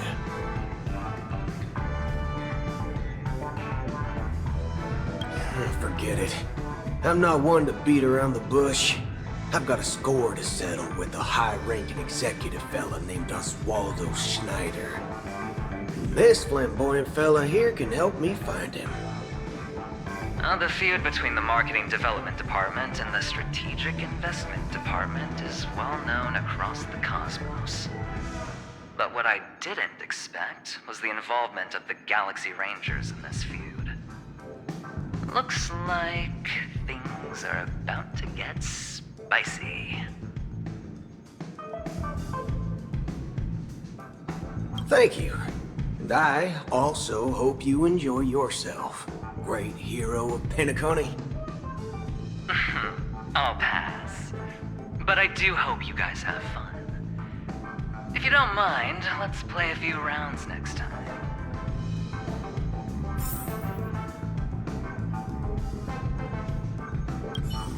It's time to let down our hair and enjoy ourselves on days like this. I hope you can enjoy yourself to the fullest, oh great hero of Penacony.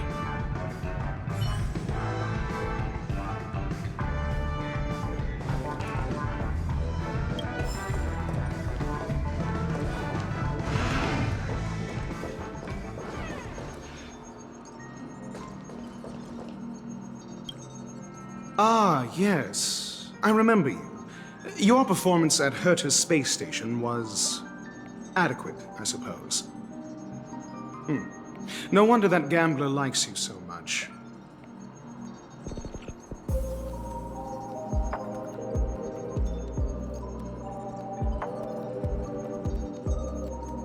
Don't try to emulate that gambler's penchant for attempting to be overly clever. I'll let it go this time, but this won't happen again. Very well. The Charmony Festival is about to commence soon. Take advantage of this unique opportunity. A blend of work and play is essential for superior knowledge absorption.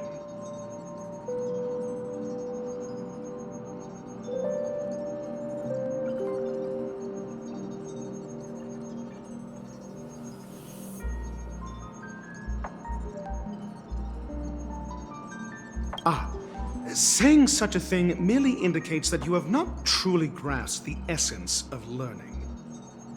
The principle of balancing work and relaxation is scientifically grounded, with the relevant proof process detailed on page 21 of the 31,467th issue of the academic journal Star Caesar. Acquiring knowledge aims to enhance living. Don't invert priorities like those dolts at the Guild. The executives of the IPC and the Guild say that we are strategic partners. Yet, from my perspective, I am invariably the teacher, and he, along with you and every other individual, is the student. From this perspective, Aventurine isn't what you'd call an ideal student. Yet, he's also not utterly obtuse. Alas, the void within him can never be filled by talent and knowledge. Let's hope he doesn't turn into a philosophical zombie.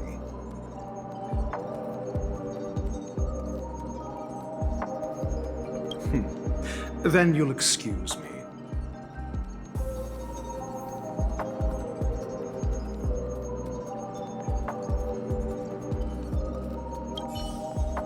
I detest noisy gatherings, as they intrude upon my thoughts. What a waste of time.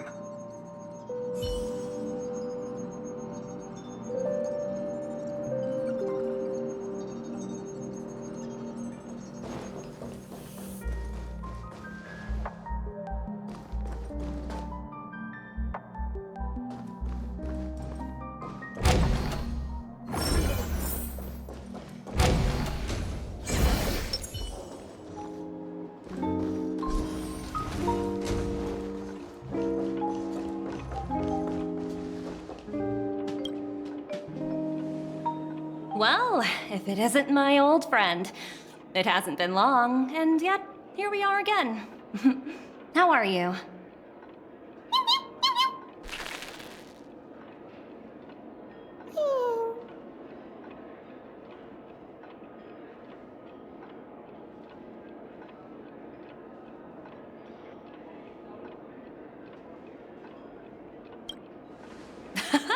That's what I thought. I heard you guys pulled off a big stunt, cutting down the Oak family in one fell swoop. Such a pity I couldn't be there, or else I would have lent a helping hand. Look how bustling this ship is. Not bad. Someday when I'm less tied up, I plan to host a grand party on my eco-ship, and you'll all be on the guest list.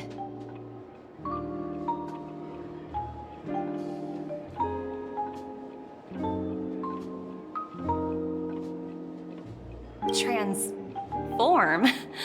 What are you saying?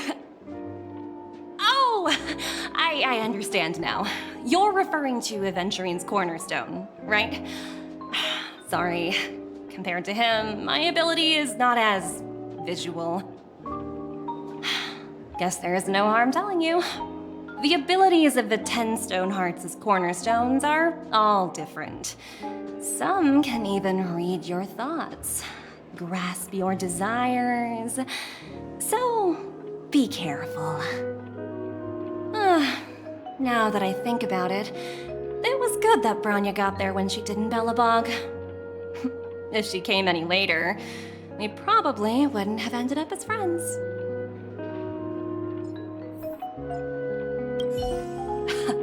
Look how bustling this ship is. Not bad. Someday when I'm less tied up, I plan to host a grand party on my eco-ship.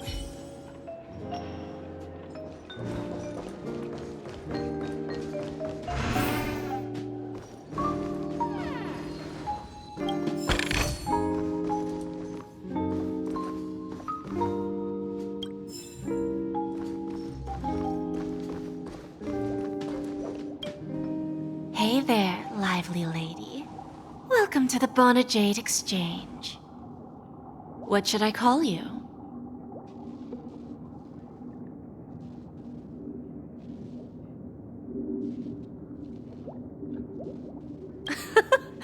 No problem. Let's just use this name.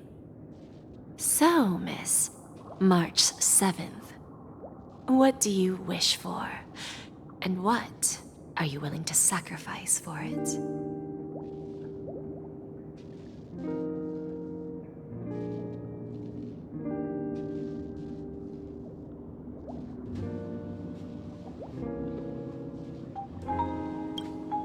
Oh, this is your wish.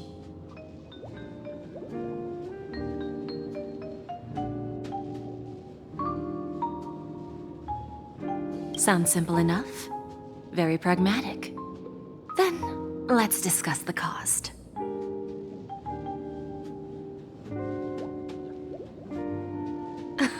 I wouldn't be too worried. To fulfill this wish, the thing I need is simple. The tail of an animal. Well, it's a two-legged animal with black fur, a round head, and long ears. It's omnivorous and is prone to mood swings. Most importantly, it has mastered the human language and can communicate. Bring its tail to me as collateral, and your dreams will come true.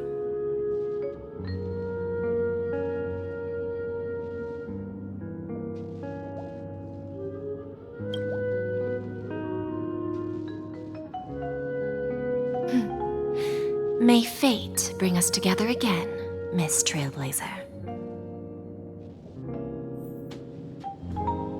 May fate bring us together again, Miss Trailblazer.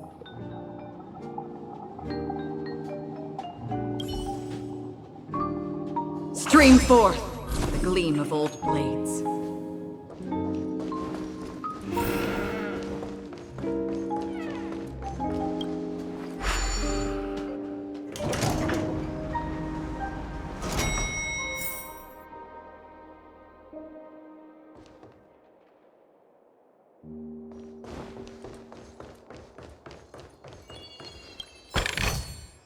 Seek, and you will find.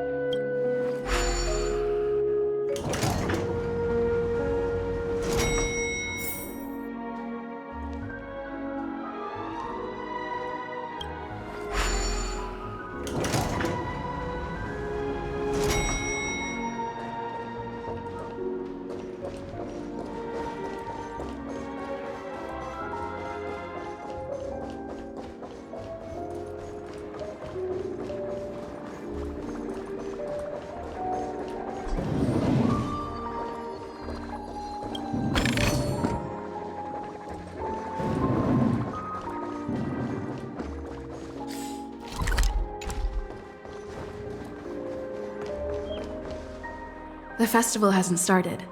Let's take a quick break. Hi, we meet again. Who's that? It's really you! I knew I didn't get the wrong person.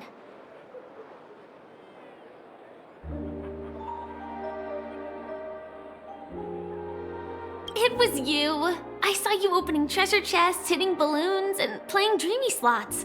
I don't think I'm mistaken, right? there's still some time before the Charmony Festival starts. Do you want to chat?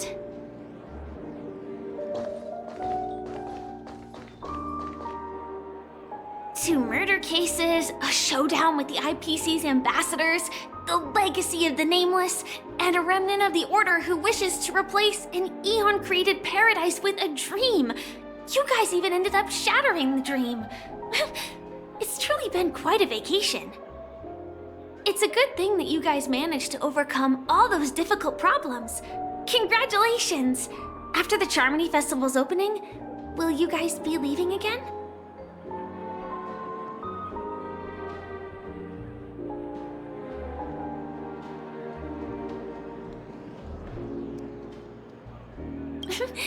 There will always be somewhere. After all, you guys are on the path of the trailblaze. Before joining the Stellaron Hunters, Elio told me that this journey will tell me how to live on. That's all he said. As for the rest, it's up to me to find out. So, I'll pay extra attention to any leads that will let me live on. This trip to Penacony is no different.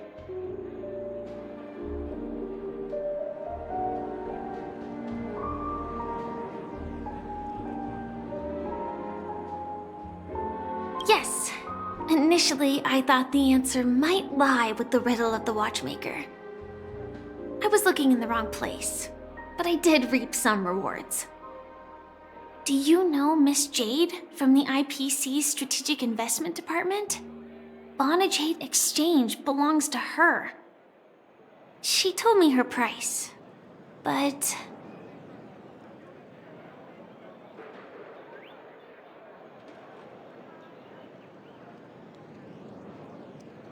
I know. But what she wanted wasn't my answer either. Of course, I want to live on. But... what fate owes me, I want it paid back, not passed on. No one else should be involved because this is a grudge between me and fate.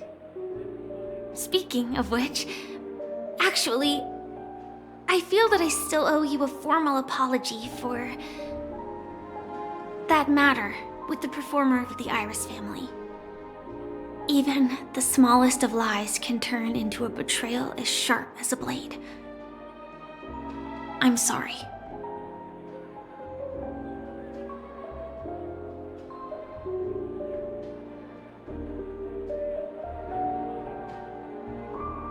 Yes, and for that, I'm sorry. To me, hiding is much easier than being honest. Yet, I still want to try expressing my emotions as any ordinary person would. It's that girl! Get moving! Arrest that criminal before the Charmony Festival's opening ceremony starts! I can't believe they've chased me this far. Looks like we have to say our goodbyes. Don't worry about me, just go and enjoy the ceremony. The script hasn't reached its end yet. We will meet again.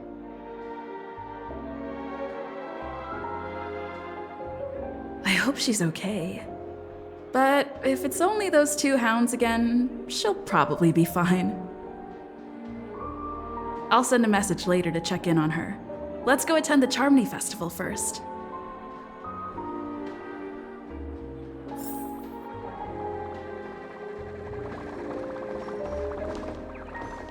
Let's take a seat here. Why do I feel like there's someone waiting for me? I probably have enough time. Maybe I should take a walk?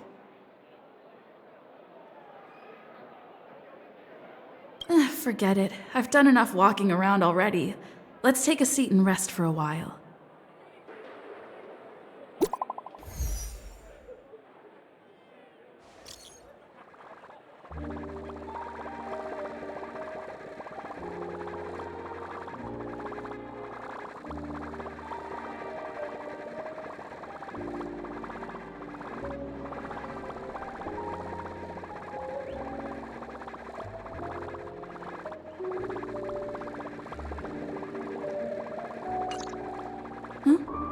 Looks like I don't have to worry about her. Let's wait for the opening ceremony to start.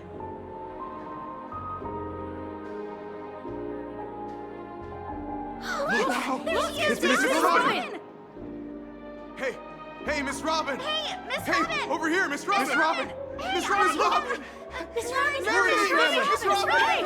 Glory to the family! Glory to the family! I'm your biggest fan, Miss Robin!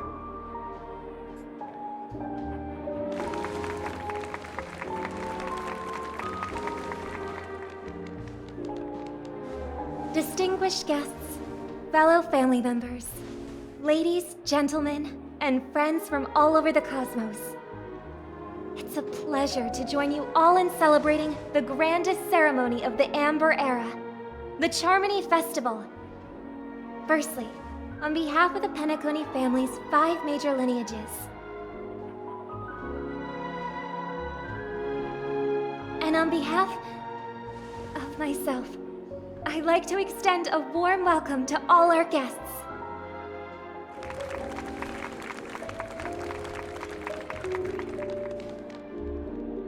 As you all may have noticed, this year's Charmony Festival is far from regular.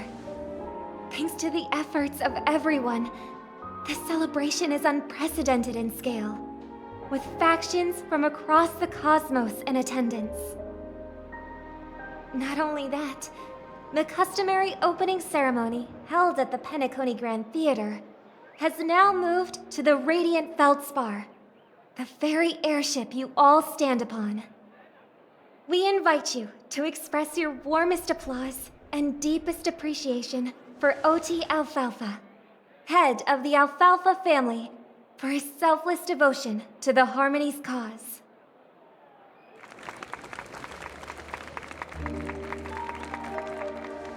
What makes this festival so uniquely significant? As is widely known, the Radiant Feldspar had to halt its voyage due to an anomaly in the Sweet Dream, sparking widespread discussion in the 12 Hours.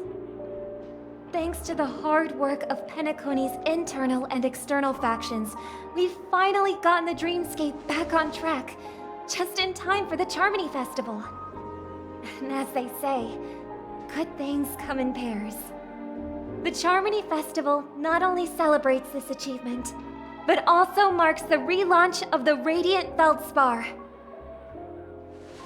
And finally, the last reason. Does everyone remember the Watchmaker? In truth, the family has poured their efforts into this festival just to commemorate this legendary luminary. The father of Penacony, Mikhail Chard Legwork, one of the legendary Nameless who laid the foundations of Penacony. In the most bewildering times of the planet of festivities, it was he who descended from the sky with his companions, who taught us through trailblazing where freedom lies. It was also they who led the vanguard in the pioneering of the Dreamscape, in exchange for what is now known as the Paradise of Harmony. It can be said that Penacony's splendid success today is deeply rooted in the trailblazing ethos the Watchmaker planted within us. Only by honoring this trailblazing spirit can we fulfill our mission and spread harmony to a broader audience. Aw, that's so nice of her. She's talking about us.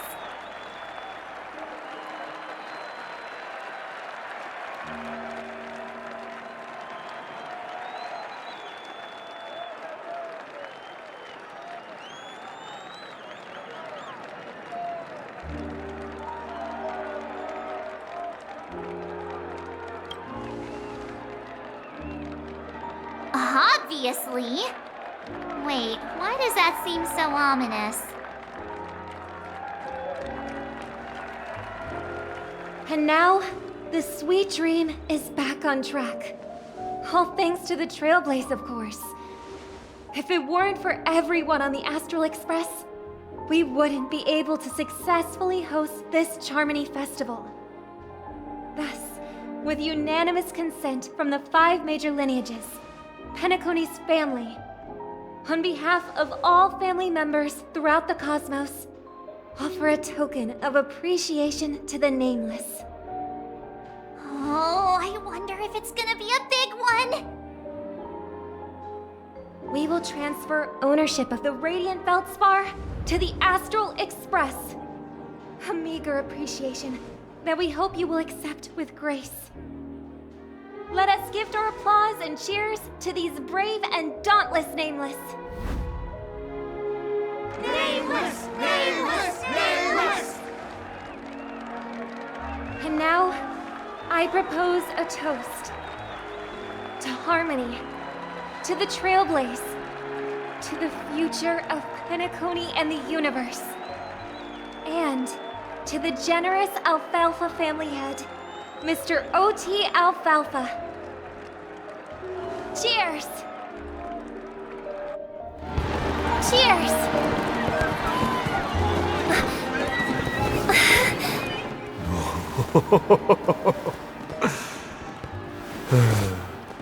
To make a decision like that. This little bird is no less capable than her brother. All's well. Right. But have you forgotten someone, my gray-haired friend? I put a bomb on this ship. You have 10 minutes to find it. Better hurry. When did this get shoved into my hands? There's still so many bombs. Now's not the time for plot twists. I can't handle this alone. Time to create a group and inform everyone.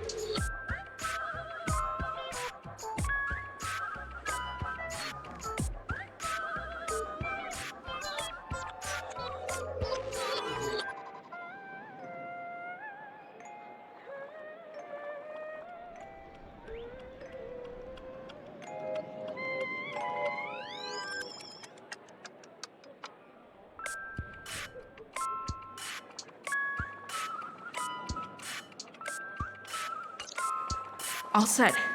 Let's start following the plan.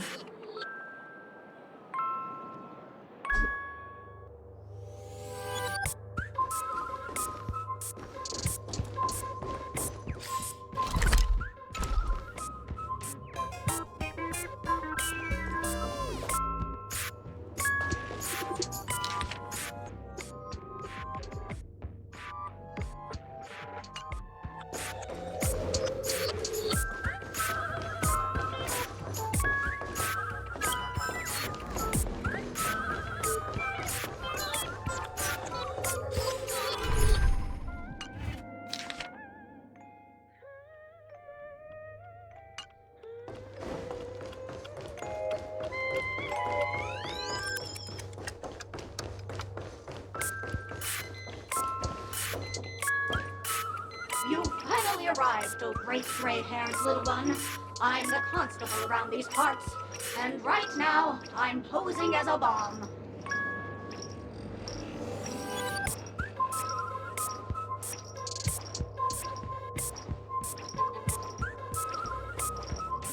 I'm about to explode, and that's all you're concerned about? All right, now that you've found me, it's my turn to complete my mission. Next, I'll count down from 5 and then explode. 5, 4, 1. Is it really that important? I'm not even a real bomb.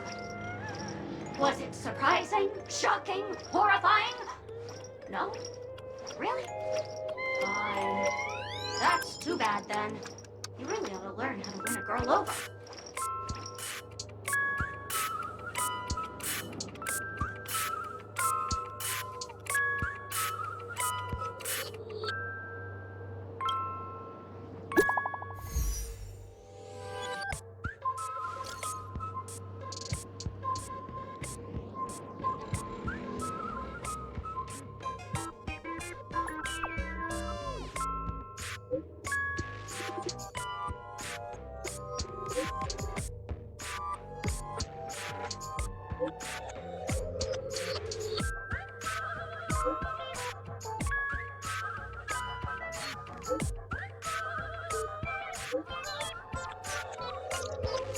At least I made some progress. Gotta keep working at it.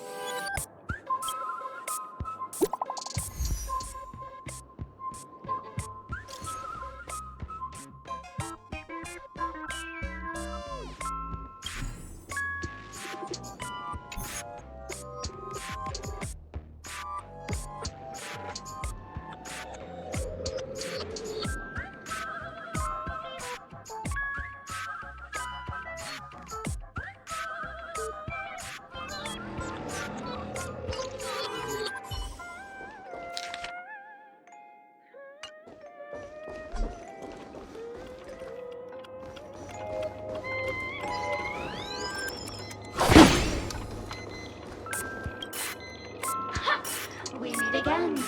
I am Penacony's famed detective. Got yourself into a pickle? I'm more than happy to help. But unfortunately, I'm preoccupied with a couple of unsolved cases. So, you'll have to wait your turn.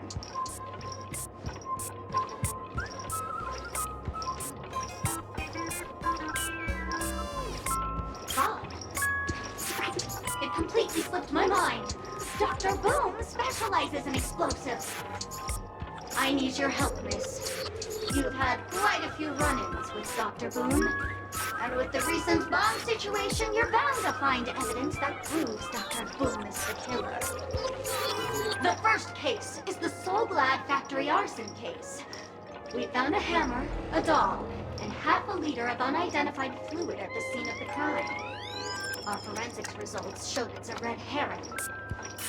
The second case is the Blue Hour auction robbery.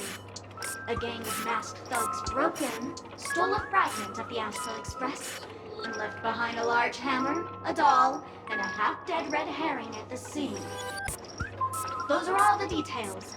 The way I see it, there must be a link between these two cases that will be the key to exposing Dr. Bloom. I trust in your deduction. Which piece of evidence do you think is the deciding one?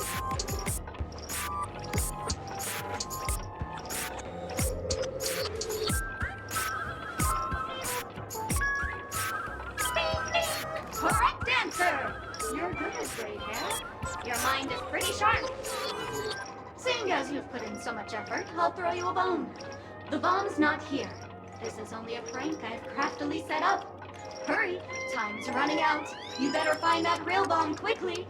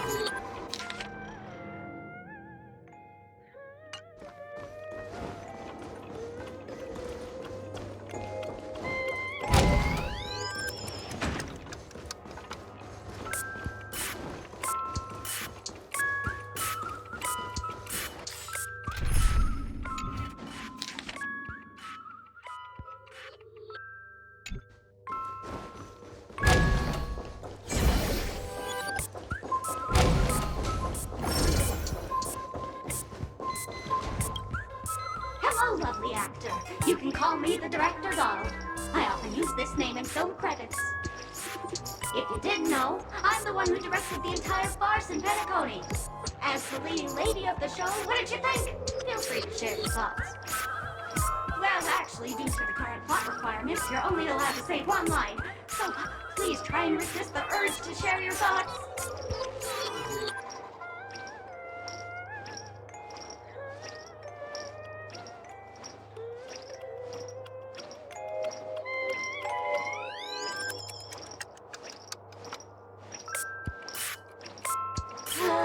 It's all my fault for being duped by the masked fools. The screenplay was written by someone named Miss Sparkle. She said she graduated from Sparkle University's film directing and screenwriting program, so we instantly hit it off. Who knew that there was no such thing as the film directing and screenwriting program at Sparkle University? In fact, Sparkle University isn't even real! Ah! Sparkle! Since you're done asking questions and I'm done answering, according to the script, I must reveal to you the fact that there's no bomb here at all, thus causing you to want to kick yourself for spending this whole time listening to me prattling on, after which we will part ways. But don't fret, I've also prepared a gift for you. A dream bubble that has the thrilling life and death moments I shared with the beautiful memo keeper. If you haven't seen it yet, you should hurry up and look for Dr. Edward.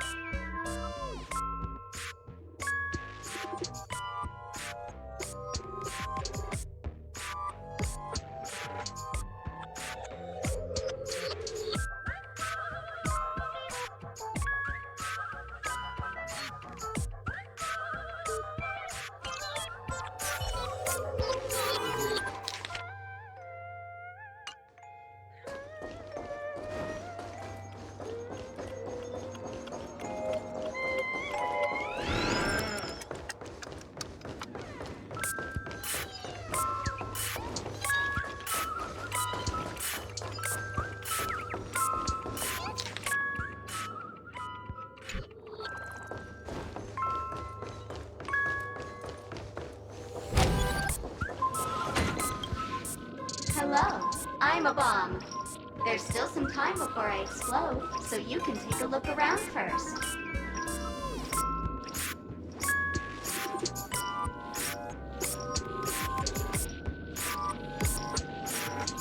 We do not have this function called wait around, but it's no problem.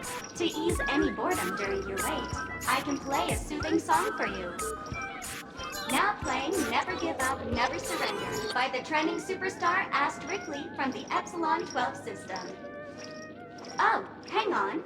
Penacony's family have not purchased the rights to this song. We can't play it here. How about this? I'll recite it for you. Next up, please enjoy a recital of Never Give Up, Never Surrender. Oh, aha! If you ask me how I feel about you, don't tell me that you pretend not to see. They will never give you up, never make you sad. They will never give you up, never make you cry. They will never say goodbye to you, never tell lies to hurt you.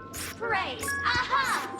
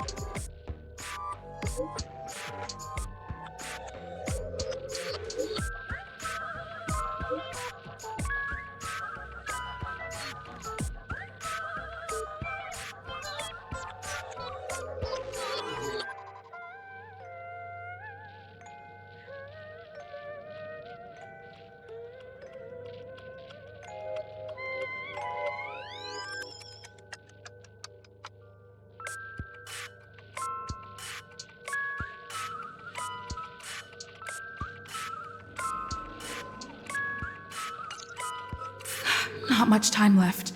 I hope I make it.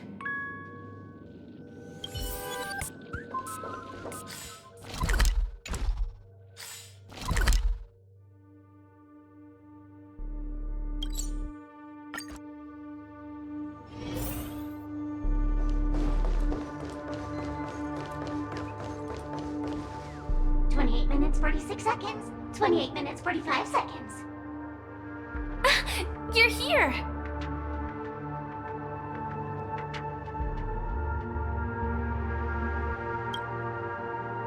Don't come close! This bomb is very dangerous. And I'm the real Firefly. Since you're here, I'll just keep it short. Just over half an hour ago, I received a message from an unknown sender and rushed here as soon as I could. 27 minutes 52 seconds. 27 minutes 51 seconds. The Sweet Dream has lost the protection of the Order.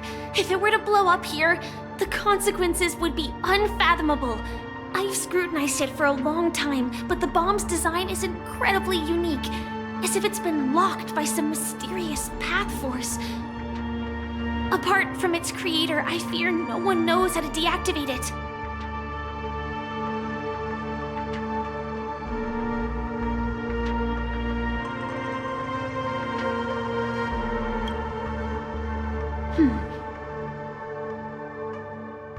Actually, there might be another way. Do you still remember? The script said that I will experience death 3 times in the Land of Dreams.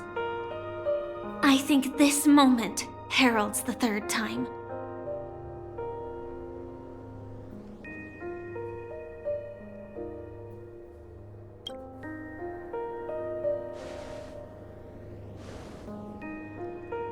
You may already know that I have no way of evoking dreams. I employ a Stellaron Hunter's special method in order to enter dreams instead. This allows me to perform feats that typical dream chasers can't.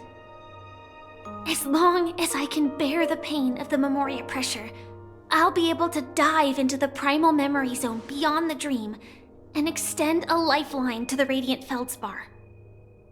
I will take this bomb into the depths of the dreamscape, as deep as possible where there are no living souls around. That way, at least no one will get hurt.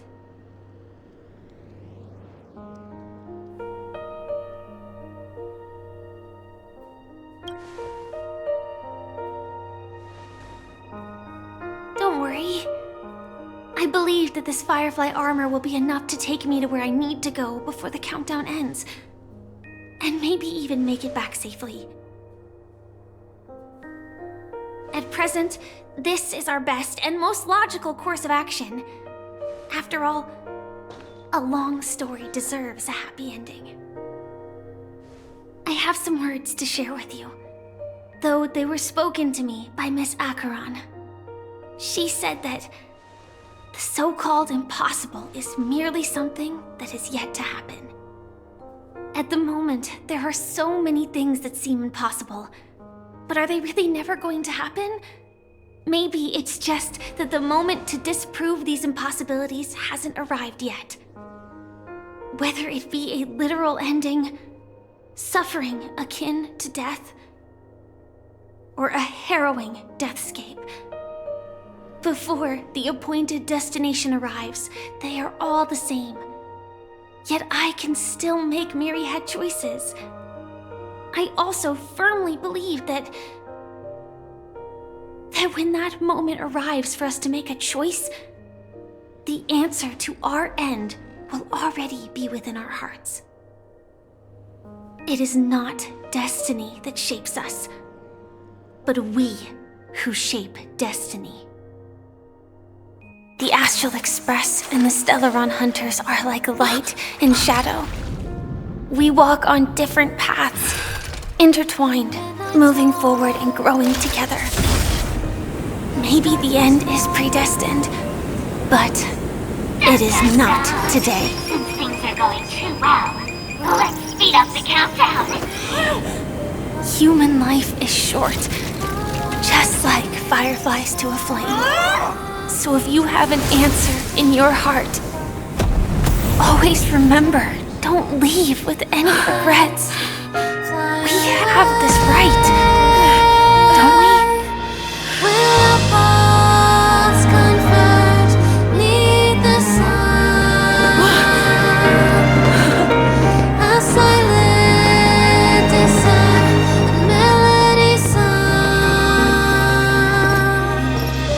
Since you care so much about other people's safety, why don't you go take a closer look?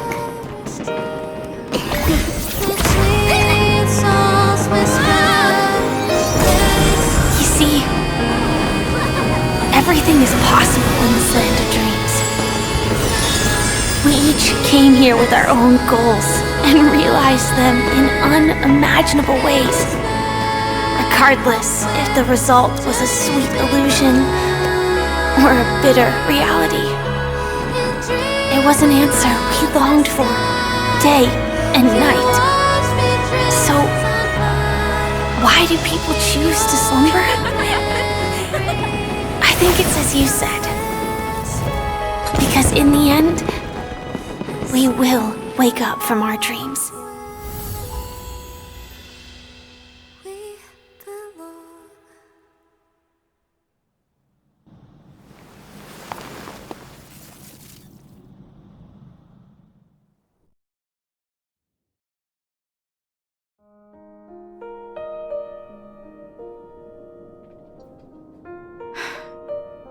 When I arrived, I happened to see a child holding it. He said the flowers were prepared by Aunt Jessie for the watchmaker and the war comrade he'd missed his whole life. Mikhail would place 2 bunches of flowers here year after year. And after he left, it became 3. Your wishes will always be remembered by someone. Now Penacony, as you hoped, has welcomed the dawn after a long, dark night. The path forward may not be a bed of roses, but at least people are prepared to step forth towards freedom. Tiernan, you can go home now. While the Nameless are also preparing for the next stop of their voyage.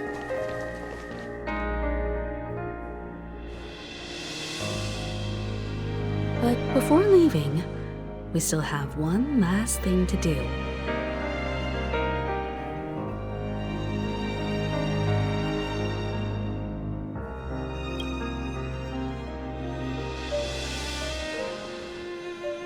A fitting end to the tale of the departed. One could not ask for a better farewell. Go on. They're all here.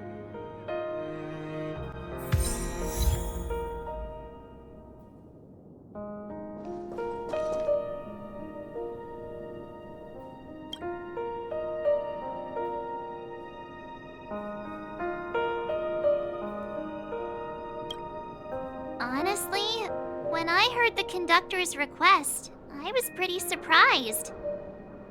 The Nameless. Those who trailblaze, doing good deeds but never seeking recognition. After all this time, how would we even find those 3 people in such a vast place like Penacony? But it seems, in the land of the dreams, anything is indeed possible. History may not remember the names of the dead, but the stars will attest to their journeys. The first glimmer of light in the prolonged night often illuminates little, as it is fleeting in the darkness too vast. But because of this, people will remember. As long as something shines in the night sky, then when the first star falls, countless more will follow, streaking across the horizon. Brooklyn Tiernan, Rosalina J. and Estella, we raise a toast to you, trailblazers of the Silver Rail. A toast to history that no longer remains silent. The passionate and courageous pursuit, and a voyage that traverses the stars.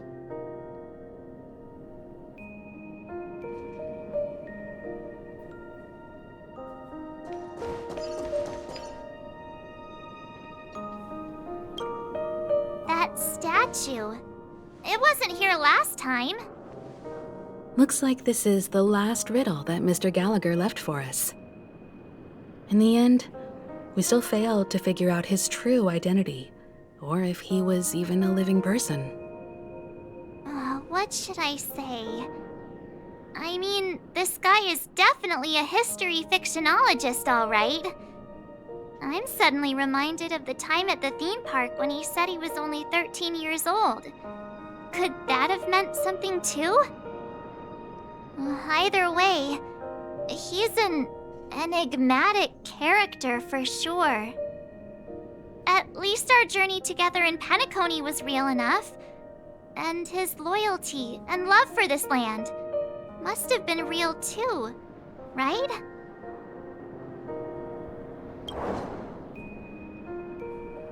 Gallagher, we raise a toast to you, the slumbering hound.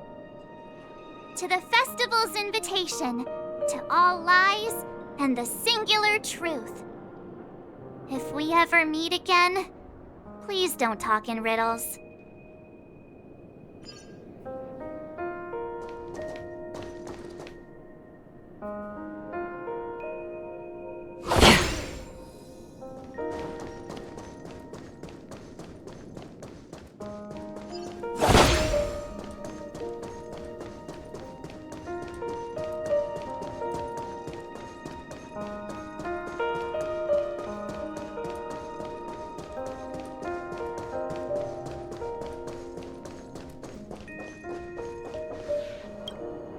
Is the Astro Express ready to depart Penacony?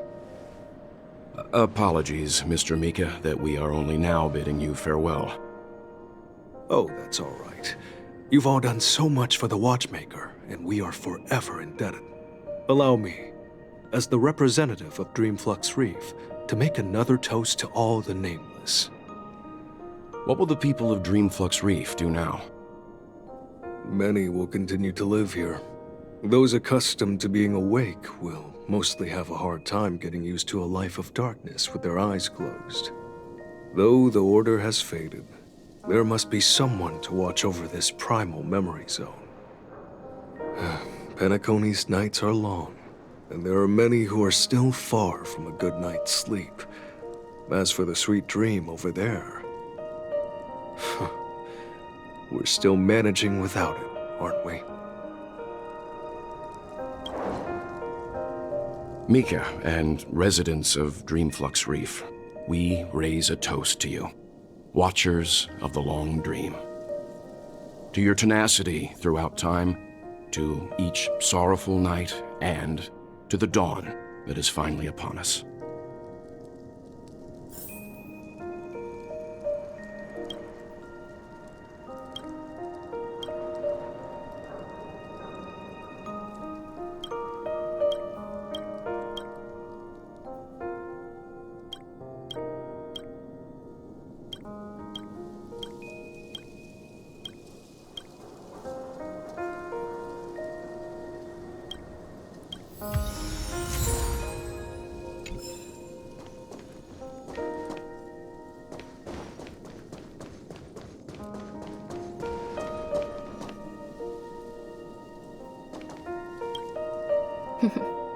In the end, we still came full circle.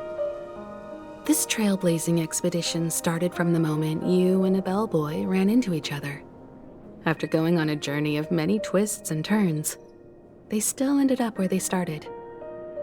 Just like a clock's hands that turn round and round, the start and end of each day will always land on 12 o'clock, the advent of time moving forward. There shouldn't be much left to say.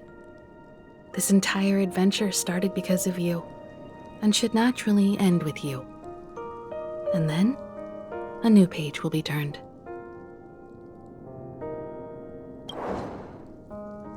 Mikhail Char Legwork, we raise a toast to you, watchmaker of the land of the dreams, nameless of the Astral Express. To Penacony's past, present, future, and the child's unwavering dream unto death.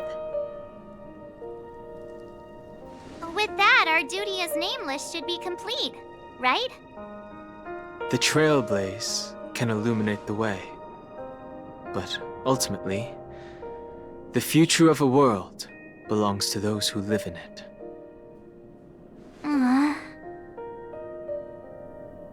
I still feel that Mr. Mikhail must have really wanted to witness this day himself. What's on your mind, March? Just a strange feeling. I had it a few stops ago, but it's super strong this time. Why not talk about it? Maybe everyone's thinking the same thing. I can't help but think that whether it's Mr. Mikhail, Mr. Tiernan, or Madame Rosalina, their lives must have been long, and they must have experienced plenty of stories. They were also young once, stumbling and bumbling around just like us, getting into scraps and mischief, that sort of stuff. Companions, enemies, journeys, adventures, all the sad and happy memories. The everyday that we're used to, they've lived through them too. But those things are all in the past.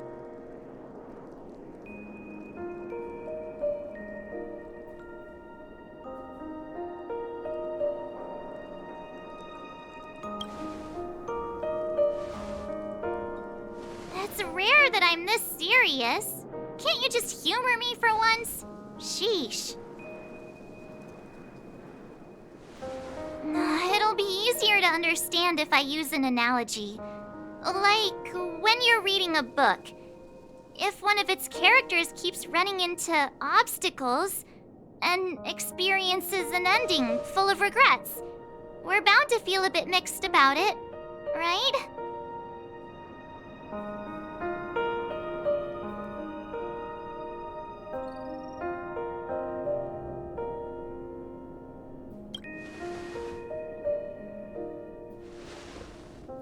To me, it's because we've seen every nook and cranny of their lives. We see these people as special.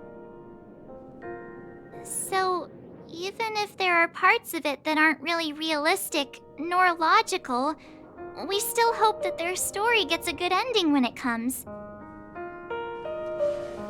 But what if they and we aren't really that special? When Mr. McHale sat in this chair, waiting for the Astral Express to arrive every day, what was he thinking? And if, at the end of his life, he could still firmly say he had no regrets,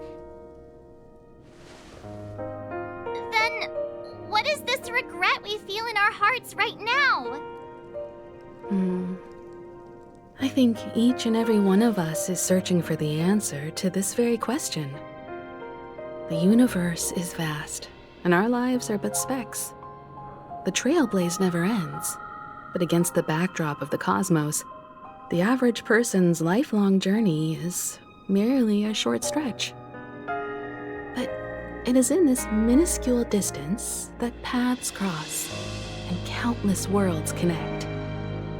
The universe may not remember every person who leaves a tie along the Silver Rail, but we will. As long as we remember, their stories will never end. And what Mr. McHale has left for us is his answer to this very question. It may not be perfect, but it left a smile on this storied, jaded old Nameless's face at the end of his life. And its meaning will be interpreted by those who come after us. It's not the answer that's important, but what we can learn from others' answers, right? This is what trailblazing is. Sure. I'm really sorry for bringing down the vibe. Quick, Don Hung, tell us a dad joke to lighten the mood.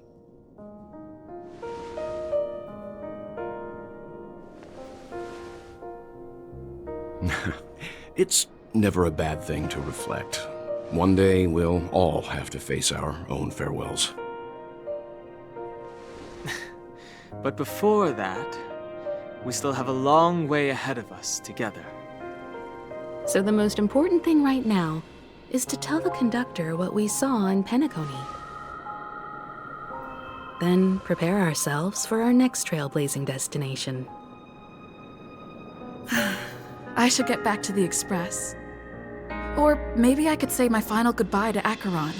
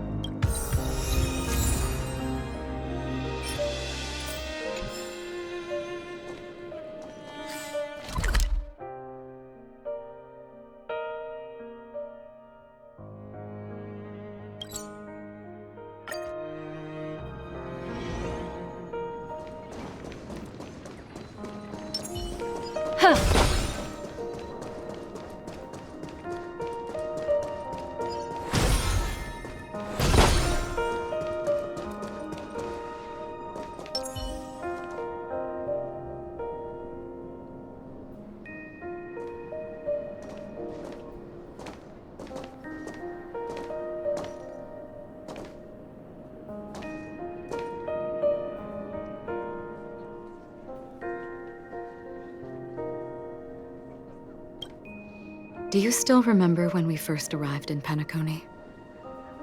Who would have thought our paths would cross in such a way?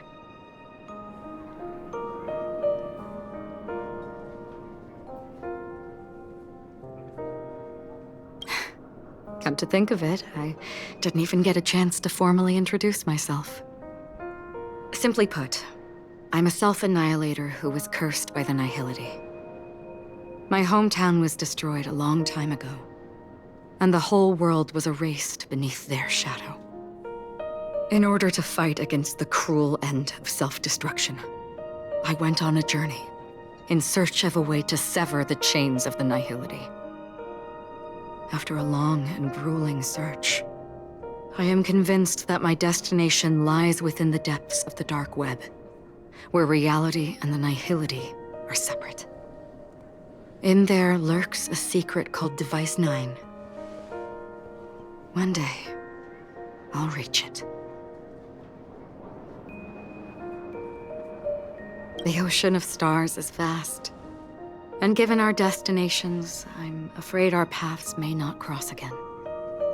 But the trailblazing expedition ahead is always full of unknowns, and my blade is sharp enough to sever fate.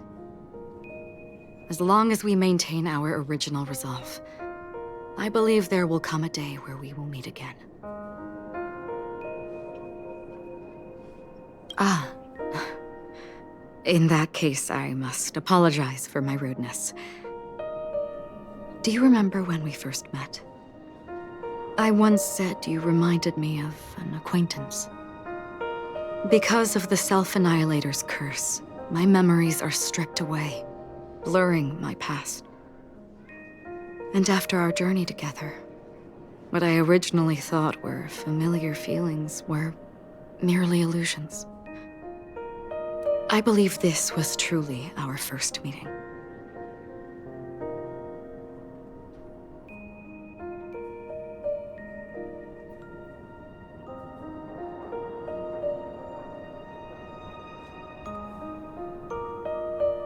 What do you mean? It's improbable that you've crossed paths with my past self.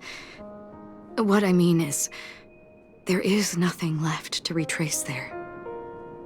Only nihility.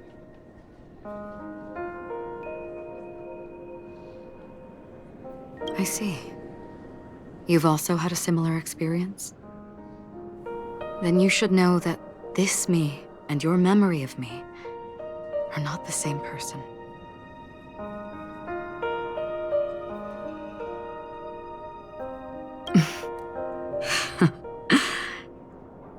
Long ago, I too was like you, with irreplaceable companions. We also embarked on journeys, making the best choices we could, whenever we could.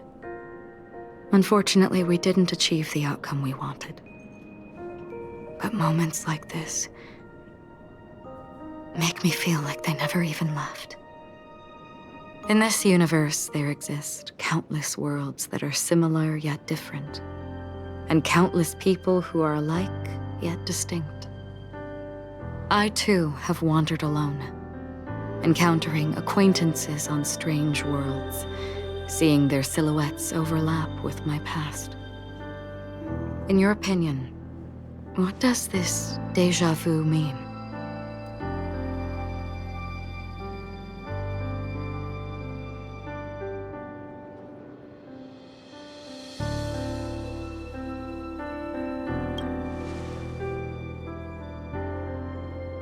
Attachment, desire, longing.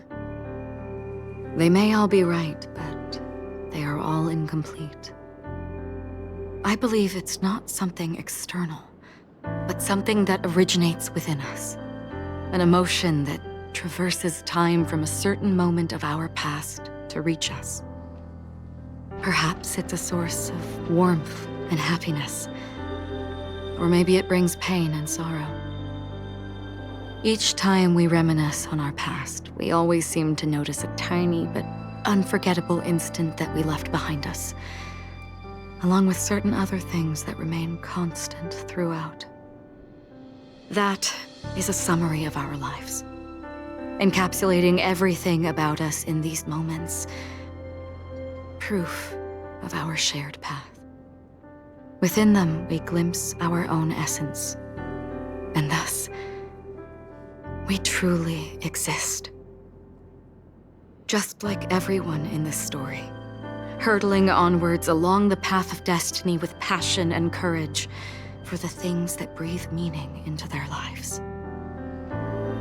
Set forth on your voyage without hesitation, Nameless. on the path of the trailblaze. Even if the ending has been predetermined, that's fine. There are countless things that humans cannot change. But before that, on the road towards the end, there are still many things that we can do. And because of this, the end will thus reveal a completely different meaning. This is the meaning of journey. All those things, beautiful before, are still so now. And I believe it will still bloom at the end of the nihility. Until we meet again beneath the sun's rays.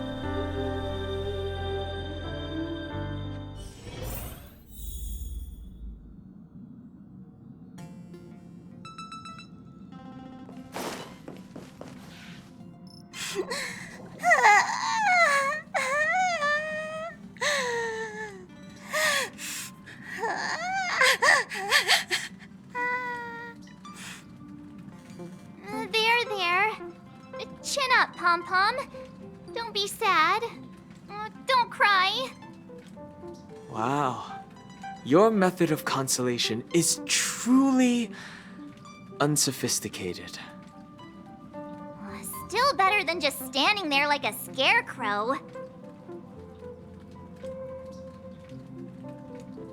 How could you say that? Don't be so mean.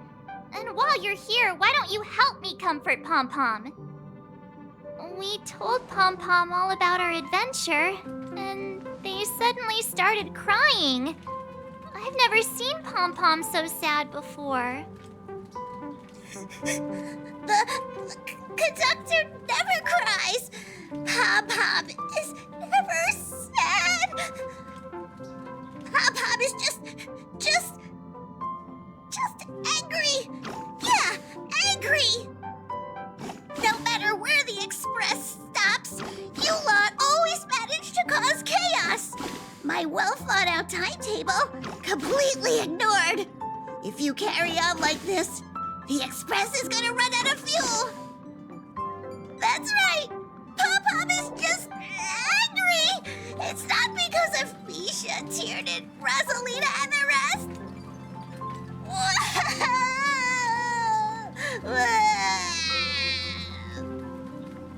It's okay. Oh, Pom-Pom, just let it all out. Everyone, could you all take a break in the next car? Don't worry. I'll stay here with Pom-Pom. But... Let's go, March.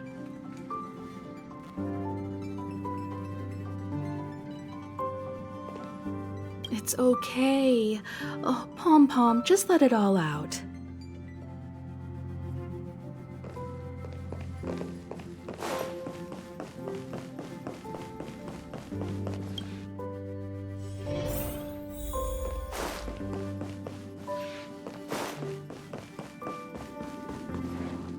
I never expected Pom-Pom would be so distraught. Those three nameless must have meant a lot to Pom-Pom. No one knows exactly when Pom-Pom boarded the Express, but one can surmise that their journey has been filled with many hellos and goodbyes. Probably more than we can imagine. The fact that they're crying so hard is probably a good sign. It proves that Pom-Pom's emotions haven't become dulled by the grind of time. They still deeply cherish every nameless who has boarded the Express and value every journey shared with them. Leave it to Himiko. When it comes to comforting, there's no one better on the Express.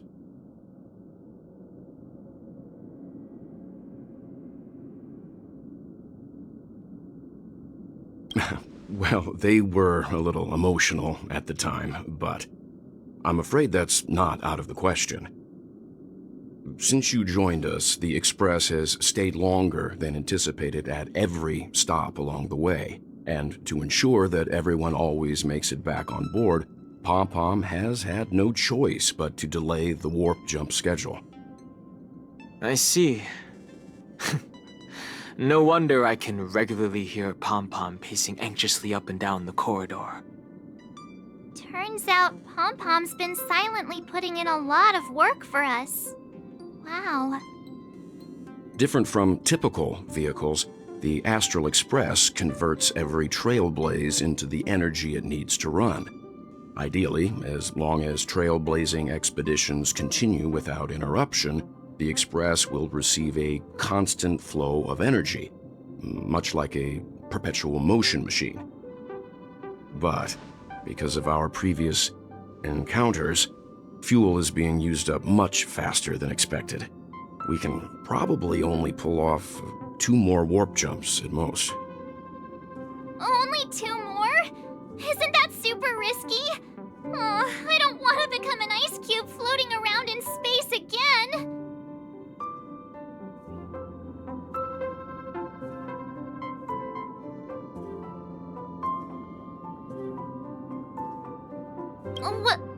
When you put it like that, it doesn't actually sound too bad. But I don't even want to become an adorable ice cube floating around in space again. Which also means that we must prudently consider our next destination. Yes, I've already checked the astral charts. The 2 nearest worlds to us are the oceanic planet of Lushaka and the agate world, Melostanin. As for which one we're headed to, that still requires a vote. Or perhaps you might consider a suggestion.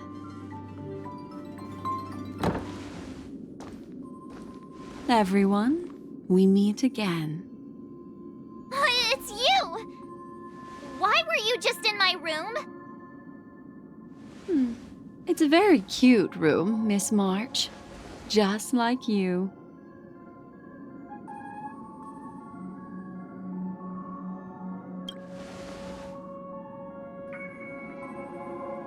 Memo Keeper, let's put aside how you managed to sneak past everyone and board the Express for now.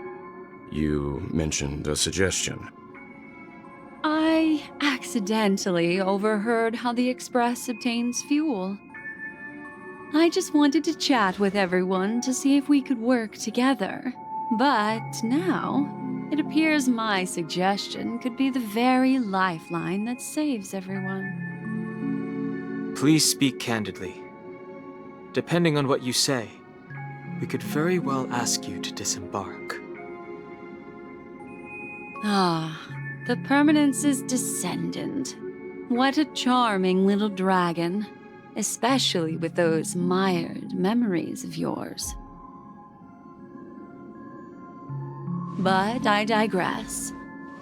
If the Astral Express is in urgent need of a special trailblazing expedition to recharge its engine, have you all considered this? Perhaps your destination could be a world that even the renowned Akivili never reached. Should you be able to lay down a new stretch of silver rail, the Express may never have to worry about energy ever again. Trailblazing to a world that even Akivili has never been to? Is that possible? Continue, Memo Keeper. This destination of which you speak, what sort of world is it? A world that many across the universe don't even know exists. A world hidden away from outside observation. Its presence only revealed by the light from the mirror of the Garden of Recollection. A world fettered by 3 paths, its destiny hanging in the balance. The Eternal Land, Amphorius.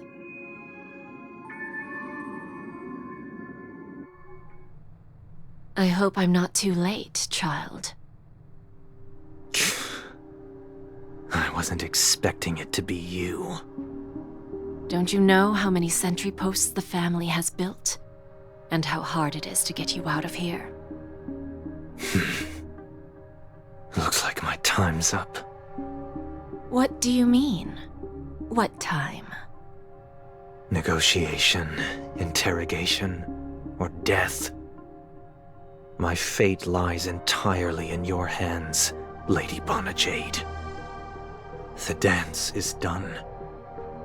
Why bother with the compassionate pretense and give someone who's about to die the chance to talk? Despite your fall from grace, you still look well. I'm very glad to see that you're so full of verve. Do not insult my pride with half-veiled sarcasm. Have you specially come to see me just to sate your vile vanity? Oh, of course not. I merely came to fulfill your younger sister's wishes. To offer you a generous trade. That is, if you're willing to accept. Robin? To build a true haven where everyone can attain peace. That's the oath between you siblings, isn't it? If I told you there was still a chance to realize this vow, would you be willing to talk to me then?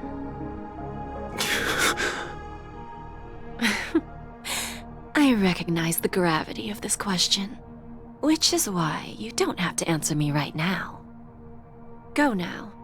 You are free, O Chosen One, who dare to exceed his bounds, sever your wings, descend to the mortal realm, and walk their lands. See what this world is truly like. I will not accept your charity.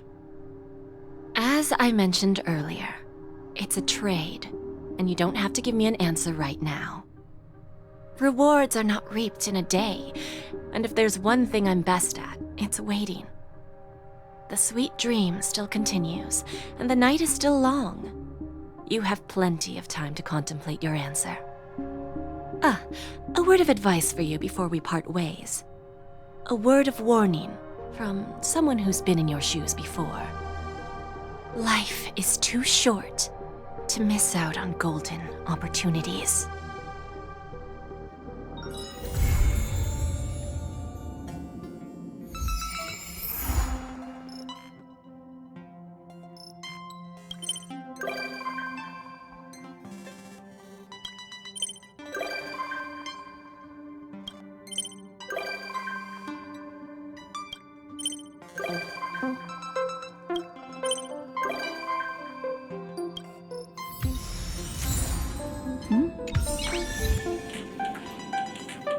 Noise.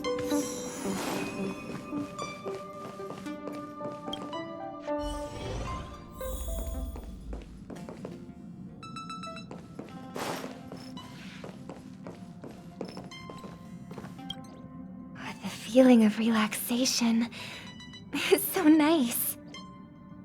Ever since I stepped into the spotlight, I have especially treasured peaceful moments like this.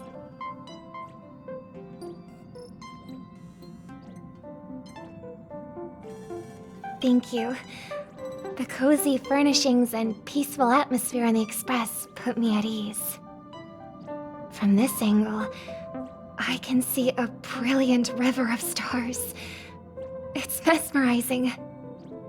When I was younger, I didn't know what weariness was. Even at night, I was restless. I'd always drag my brother along to count the stars. The more stars I counted, the more energetic I got. Whenever that happened, my brother would hum a lullaby for me. Halfway through the song, I would already be asleep. Days of youth are fleeting, but those shining memories are gifts of growing up, and they deserve to be treasured forever.